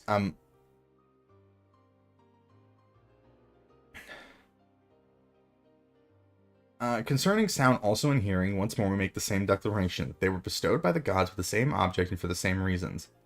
For it was for these same purposes that speech was ordained. And it makes the greatest contribution there too. Music too, insofar as it uses audible sound, was bestowed for the sake of harmony. And harmony, which has motions akin to the revolutions of the soul within us, was given by the muses to him who makes intelligent use of the muses. Not as an aid to a rational pleasure, as is now supposed, but as an auxiliary to the inner revolutions of the soul. When it has lost its harmony, to assist in restoring it to order and concord with itself. And because of the unmodulated condition, deficient in grace, which exists in most of us, rhythm also was bestowed upon us to be our helper by the same deities and for the same ends. There's a lot of sort of importance given to musicality in Pythagorean thinking, which may have influenced Plato quite a bit. It's the again, the idea, like even in all the talk of portion, like the ratios up there, that can all be expressed musically. So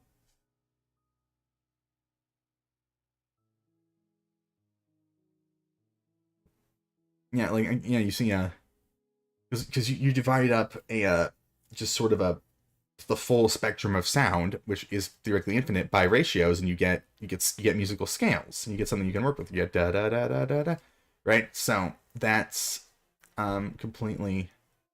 So that's important again if you're doing everything numerically. And indeed, the philosopher is to have some level of musical education, though that is not to say playing music per se. It's this understanding of scales and sort of ratio. The foregoing part of our discourse, save for a small portion, has been an exposition of the operations of reason. We must also furnish an account of what comes into existence through necessity. For, in truth, this cosmos in its origin was generated as a compound from the combination of necessity and reason. And inasmuch as reason was controlling necessity by persuading her to conduct to the best and the most part of the things coming into existence, thus and thereby it came about. Through necessity yielding to intelligent persuasion, that this universe of ours was being in this wise constructed at the beginning.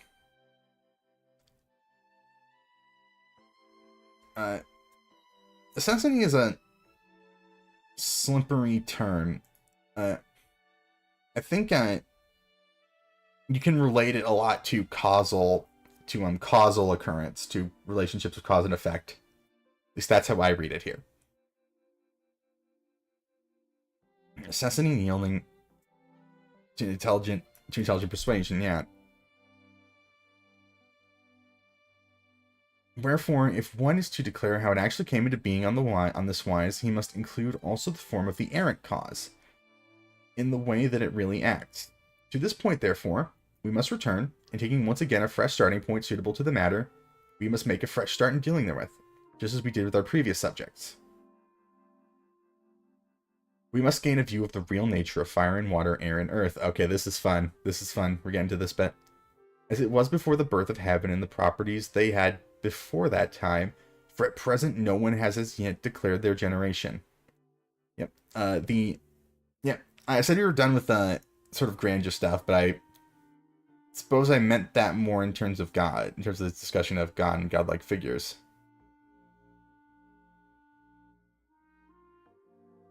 I'm saying my chat's disconnected, but I don't know.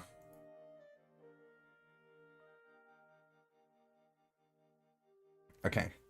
Form air cause before the birth of heaven and the properties they had before that time.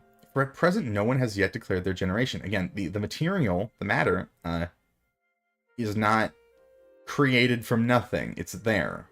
It in some way was always there. We assume that men know what fire is in each of these things, and we call them principles and presume that they are elements of the universe. Although in truth they do not so much as deserve to be likened with any likelihood by the man who has even a grain of sense to the class of syllables. We're going to the book. What the hell does he mean by syllables?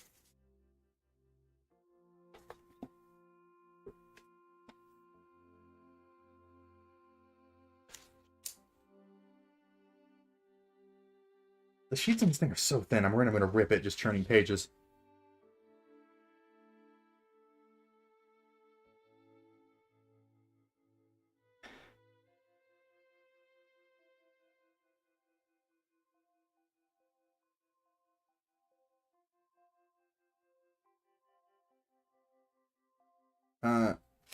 It is all translation notes.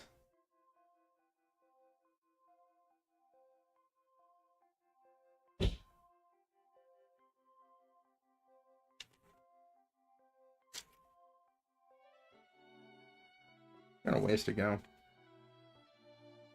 Fuck. That sounded like something was ripping. I didn't like that.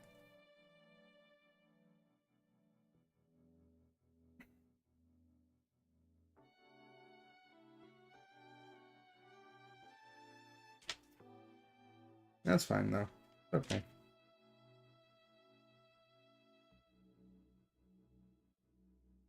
Alright, we got a ways to go.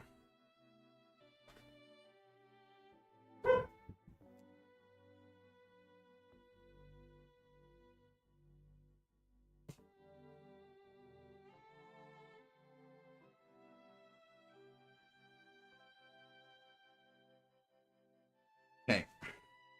That freaked me out. Like, I heard, like, a sound that's like, was that a rip? But no, it was not. Thankfully. Okay, there's not much in there. It's all translation notes. So let's go. Let's get back to it. Present knowing is clear. Universal in truth, they do not so much as deserve to be likened with any likelihood by the man who has even a grain of sense to the class of syllables. For the present, however, let our procedure be as follows.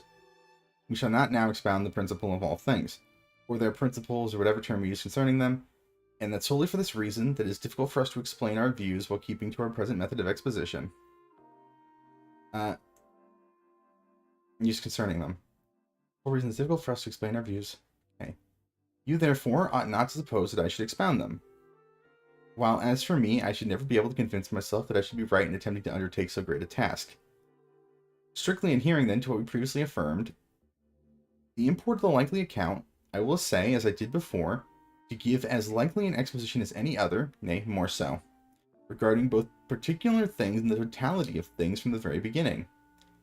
As before, so now, at the commencement of our account, we must call upon God the Savior to bring us safe through a novel and unwanted exposition to a conclusion based on likelihood.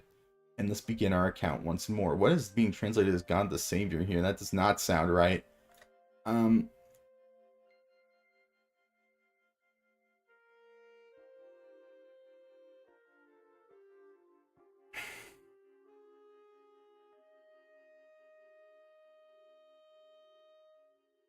Okay. We must, however, in beginning our fresh account of the universe, make more distinctions than we did before. For whereas then we distinguished two forms, we must now declare another third kind. Okay, so we're building upon the first one again. You should watch the previous VOD. For our former exposition, these two were sufficient. One of them being assumed as a model form, intelligible and ever uniformly existent, and the second as the model's copy, subject to becoming invisible. A third kind we did not at that time distinguish, considering that those two were sufficient. I've basically been taking it for granted the whole time, honestly. So, you know. Because its existence was pretty implied for then. Also, we're using capital F form when this is definitely when other people definitely not consider this a form. But now the argument seems to compel us to try to reveal by words a form that is baffling and obscure. What essential property, then, are we to conceive it to possess? This, in particular, that it should be the receptacle, and as it were the nurse, of all becoming. So we're dealing with the receptacle, which is generally taken to be matter. Like, this term receptacle is interesting. It's receiving shape. Yet true though this statement is, we must need to scrap it more plainly. That, however, is a difficult task, especially because it is necessary, for its sake, to discuss first the problem of fire and its fellow elements. For in regard to these, it is hard to say which particular element we ought really to term water rather than fire, which we ought to term any one element rather than each and all of them, while still employing a terminology that is reliable and stable. How then shall we handle this problem, and what likely solution can we offer? First of all, we see that which we now call water becoming by condensation, as we believe, stones and earth. And again, the same substance by dissolving and dilating becomes breath and air. And air through combustion becoming fire. And conversely, fire, when contracted and quenched, returning back to the form of air and once more uniting and condensing into cloud and mist.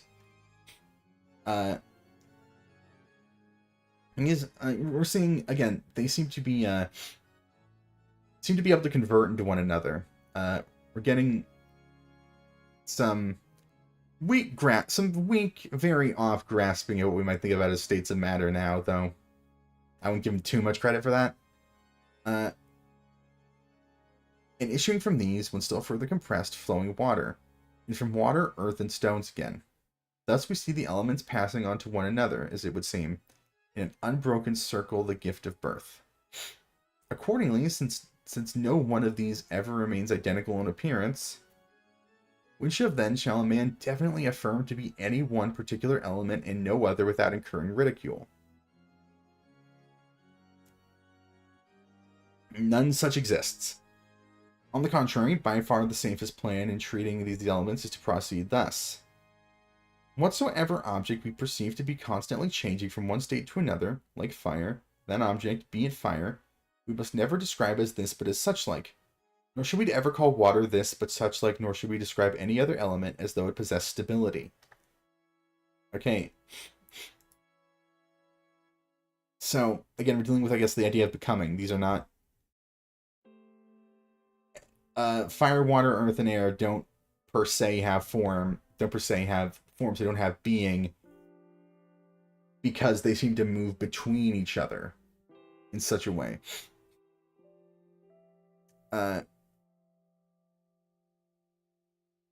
Whatever they are, they're not the same. Whatever, like, they can't really be said to even have distinction from one another. Of all those which we indicate by using the terms this and that, and suppose ourselves to refer to a definite object. Okay, I feel like I got that pretty well. Yeah, so it's a lot to say that the elements are not there are not forms of fire, water, earth, and air. They're not stable traits. They're not prescriptive, you might even say. For such an object shuns and eludes a name, this and that, and every name which indicates that they are stable. Thus we must not call the several elements these, but in regard to each of them and altogether we must apply the term such like to represent what is always circling round. Thus we shall call that which is constantly such like by the name of fire, and so with everything else that is generated.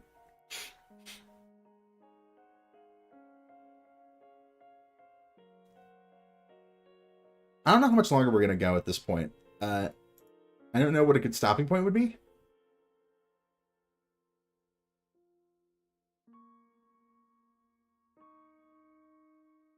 But my voice is definitely getting tired.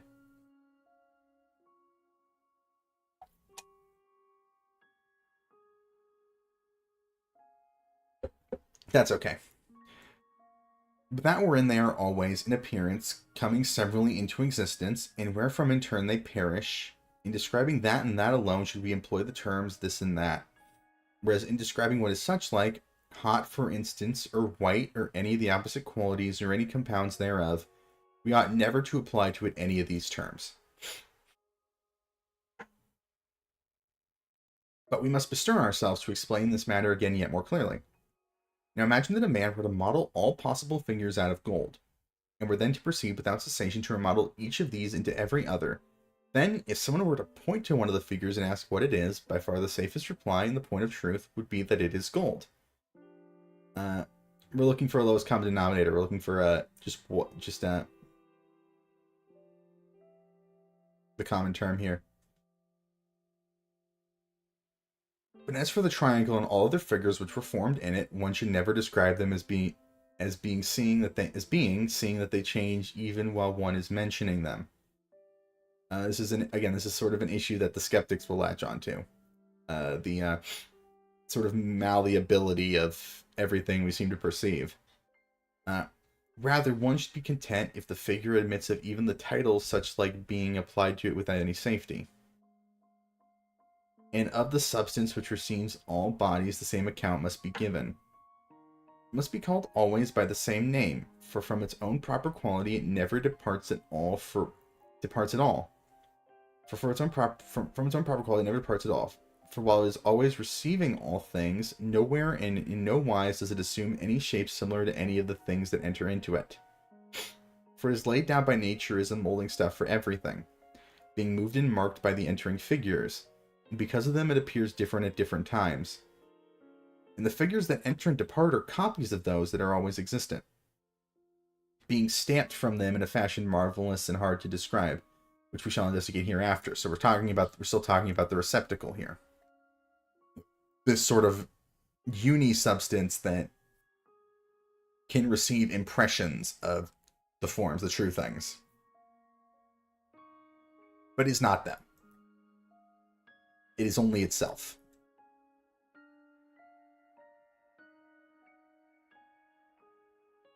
But it may appear as though. But again, so it's ever changing. It could be any one of them. It could dissolve and turn into a different thing in a minute, while you're not looking even. So you can't properly describe it as anything other than itself. This is the receptacle. For the present, then, we must conceive of three kinds. The becoming, that wherein it becomes, and the source wherefrom the becoming is copied and produced. The becoming, that wherein it becomes, and the source wherefrom the becoming is copied and produced. Okay, I'm not. Maybe this will be further elaborated upon. Moreover, it is proper to liken the recipient to the mother, the source to the father, and what is engendered between these two, the offspring.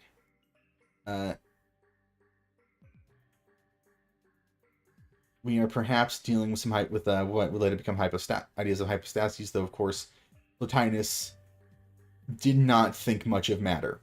So, and he definitely associated with the receptacle. So, we'll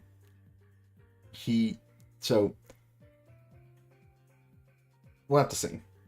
And also to perceive that if the stamped copy is to assume diverse appearances of all sorts, that substance wherein it is set and stamped could not possibly be suited to its purpose unless it were itself devoid of all those forms which it is about to receive from any quarter. Okay, let's talk a little bit more about Plotinus and matter. Again, Plotinus, 3rd century Platonist. He perceived matter as, again, he conceptualizes all this as an emanatory process that's perpetually ongoing. And in that, matter is this kind of runoff. When being has become so sort of diluted and diminished that it can't do much anymore. And the result is this kind of empty substance that is matter that can just about barely hold the shape. And even then only quite imperfectly.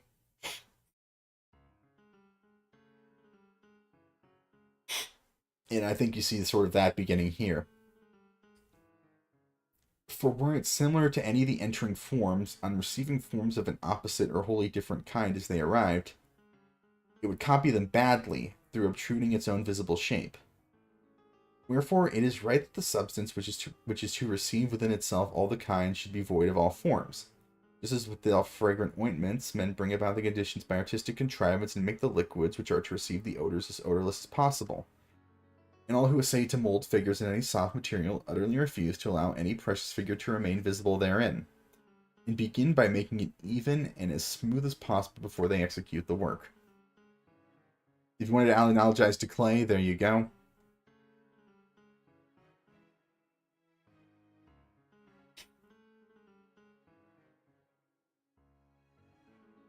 So likewise, it is right that the substance which is to be fitted to receive frequently over its whole extent the copies of all things intelligible and eternal should itself, of its own nature, be void of all the forms. Wherefore let us not speak of her that is the mother and receptacle of this generated world, which is perceptible by sight in all the senses by the name of earth or air or fire or water, or any aggregate or constituents thereof. Rather, if we describe her as a kind invisible and unshaped, all receptive, and in some most perplexing, most baffling way partaking of the intelligible, we shall describe her truly. Again, it's not... Again, this isn't a fully negative description. It's certainly prescribed as limited, but... And Plotinus will not also take it as fully negative, but he certainly will have a much more negative slant. You know, he's not a Gnostic who thinks... He's not like a Sethian Gnostic who thinks it's matter's an evil prison. But he does think that it's this it's this extremely limited kind of gunk that barely holds a shape and can't and trying to think the words here. It barely holds a shape and it's just in a way just kind of empty. It can be beautiful in extremely minor ways in that the shape is beautiful and not all of that is lost, but almost all of it's lost.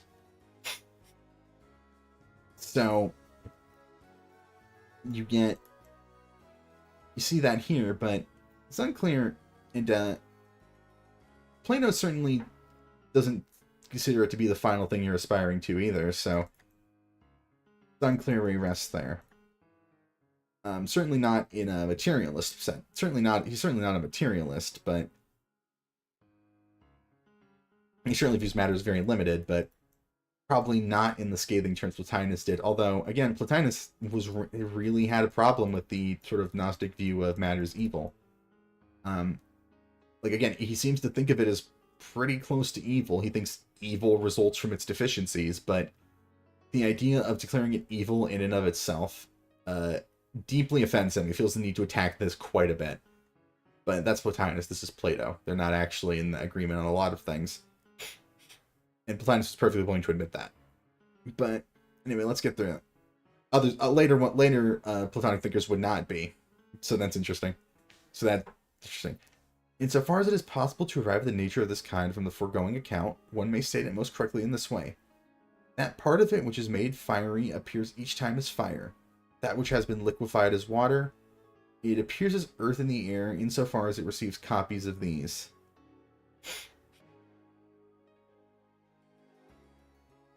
But let us investigate the matter by more exact reasoning.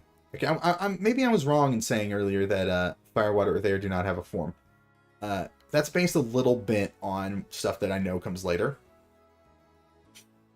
Where it seems like the building blocks there are a little bit different. But either way. But let us investigate the matter by more exact reasoning. Because like, again, they can still have forms, and again, like, the receptacle, the matter, transmits between various things. So I'm probably wrong there. Consider this question. Does there exist any self-subsisting fire or any of those other objects which we likewise term self-subsisting realities? Or is it only these things which we see or otherwise perceive by means of bodily sense that exist, possessed of sensible reality, beside which no other things exist anywhere or anyhow? And it is merely an idle assertion of ours that there always exists an intelligible form of every object, whereas it is really nothing more than a verbal phrase. Okay, we're justifying the existence of eternal forms now. Now, on the other hand, it would be improper to dismiss the question before us without a trial and a verdict, and simply to asseverate the fact it is so. Well, that's kind of what we've been doing, I won't lie. On the other hand, we ought not to burden a lengthy discourse with another subsidiary argument. If, however, it were possible to disclose briefly some main determining principle, that would best serve our purpose. This, then, is the view for which I, for my part, cast my vote. If reason and true opinion are two distinct kinds, most certainly these self-subsisting forms do exist, imperceptible by our senses, and objects of reason only. Whereas, if, as appears to some, true opinion differs in naught from reason, then, on the contrary, all the things which we perceive by our bodily senses must be judged to be most stable. Opinion can be seen as interpretation of sense data here. By the way, I think I can piece together the argument, but I want to get the rest of it. Now, these two kinds must declare to be two, because they have come into existence separately and are unlike in condition. For the one of them arises in us by teaching, the other by persuasion, and the one is always in company with true reason, whereas the other is irrational. And the one is immovable by persuasion, whereas the other is alterable by persuasion. And of the one we must assert that every man partakes, but of reason only the gods and but a small class of men. Okay, so, yeah. True opinion is... So yes, there's a difference between being right as such and finding the right answer, I suppose, or the reasoning process. These are different enough to demand to, like, be ontologically distinct. Or, I suppose, epistemologically distinct.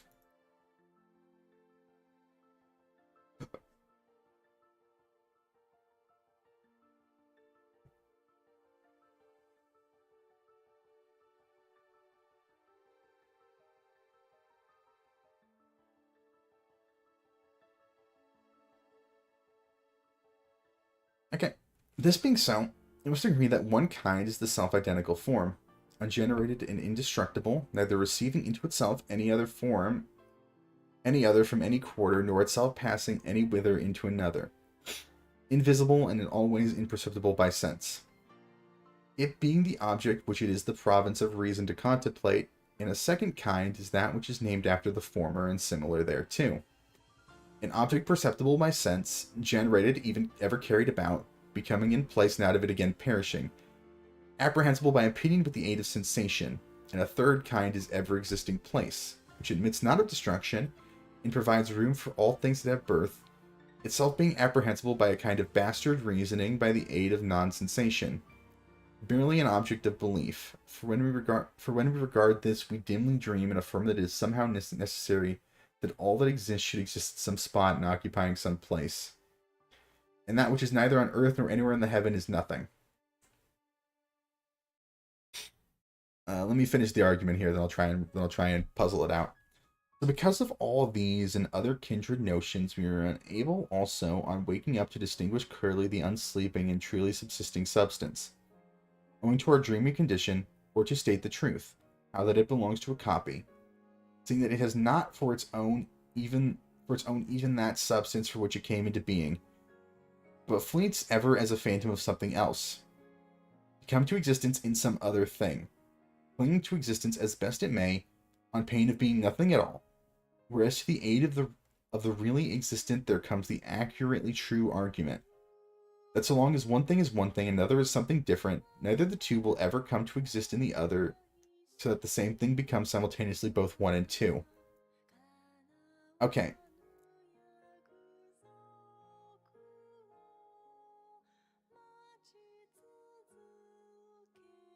Kind of bastard reasoning to the aid of non-sensation, barely an object of belief. When we regard that we dreamily dream.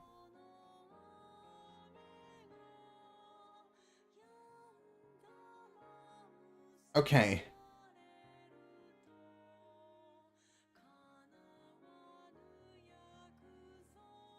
I'm not entirely following the argument here. Maybe not full discourse, but I mean, he kind of goes into this in Republic, and I don't know if I'm seeing the same argument here.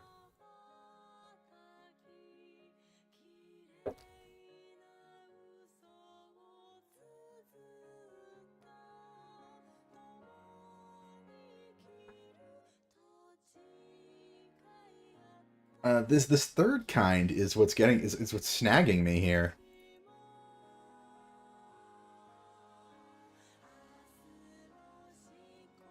I guess that would be what we call true opinion, right? As opposed to our second kind, which is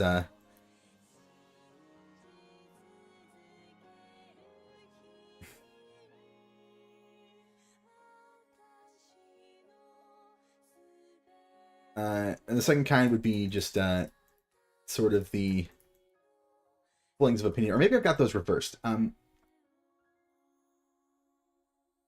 This would be something that someone can help me with. Maybe we'll become clearer as we go along, though I think we're kind of leaving this behind now. Let this then be, according to my verdict, a reasoned account of the matter summarily stated, that being in place and becoming were existing, three distinct things, even before the heaven came into existence. Again, place is the weird one here. It's the odd one out for me. I think being before the heaven came into existence, at the nurse of becoming, being liquefied and ignified after receiving also the forms of earth and air, and submitting to all the other affections which accompany these, exhibits every variety of appearance. But owing to being filled with potencies that are neither similar nor balanced, in no part of herself is she equally balanced, but sways unevenly in every part, and is herself shaken by these forms and shakes them in turn as she is moved. Lowercase f forms.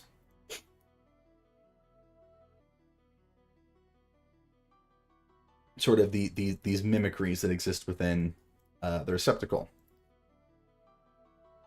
And the forms, as they are moved, fly continually in various directions and are dissipated, just as the particles that are shaken and winnowed by the sieves and other instruments used for the cleansing of corn fall in one place if they are solid and heavy, but fly off and settle elsewhere if they are spongy and light.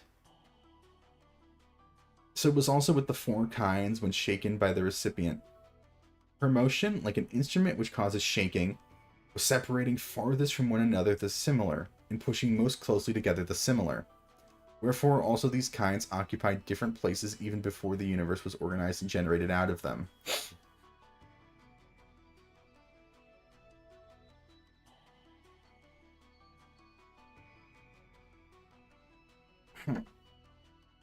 Again, there's a before. Again, I like pointing out these clear signs of chronological understanding, because this would be before time. Shut up, Lenovo. Before that time, in truth, all these things were in a state devoid of reason or measure. But with the work of setting in order this universe was being undertaken, fire and water and earth and air, although possessing some traces of their own nature, were yet so disposed as everything is likely to be in the absence of God, and inasmuch as this was then their natural condition, God began by first making them out into shapes by means of forms and numbers. And that God constructed them so far as he could, to be as fair and good as possible, or as they had been otherwise. This above must all else be postulated in our account. Again, we're taking this chaos, and this benevolent craftsman God is feeling it all must be very carefully ordered. And it is better by any measure for being so. Now, however, it is the disposition and origin of each of these kinds which I must endeavor to explain to you in exposition of an unusual type. Yet, inasmuch as you have some acquaintance with the technical method which I am necessarily employ in my exposition, you will follow me. Okay.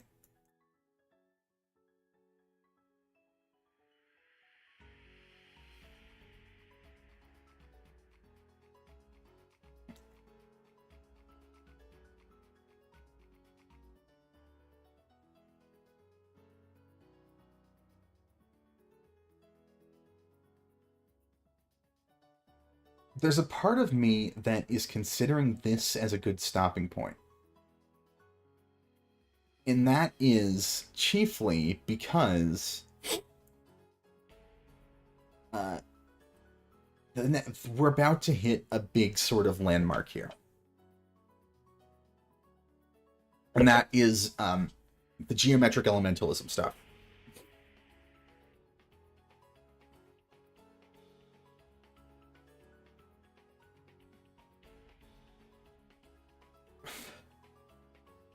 I don't know if I want to dive into that, because I feel like we kind of have to see that through if we start it, right? I don't know if we want to stop in the middle of that.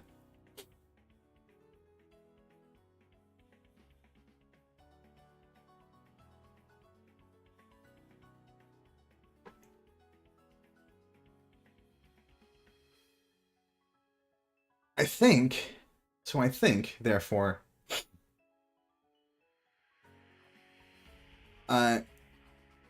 although this is looking like it's going to turn into a 4-parter, a 3-parter, maybe even a 4-parter, we should wrap up here.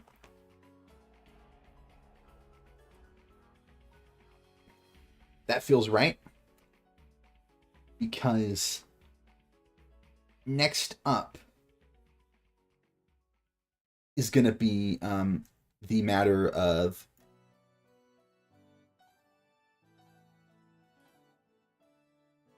first, it's going to be a matter of what actually sets elements apart from each other. And then we get to talk about the dodecahedrons.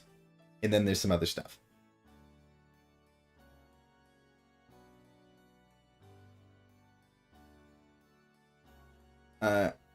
And the other stuff is perhaps not as lasting. At least not in ways I appreciate. Probably wrong. This is possibly the second most influential work in terms of religious understanding besides the Bible. But that being said, let me check what the last stream ended up being like.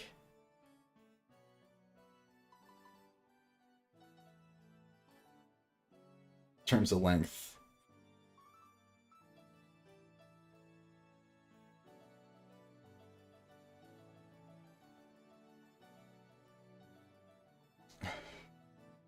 Shorter than this one. So, I think with that in mind, we will be wrapping up here.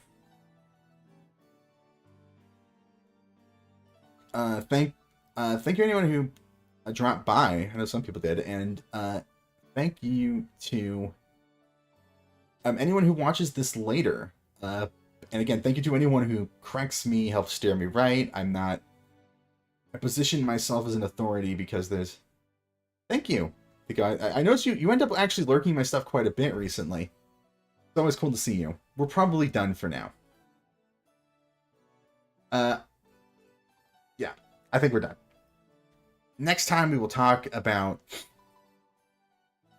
the geometric construction of the elements, of the 4 elements, the potential 5th in the dodecahedron, and ultimately we will move on to certain more granular elements, which are maybe not quite as significant, but we want to take the work in its entirety, lest we misunderstand its context.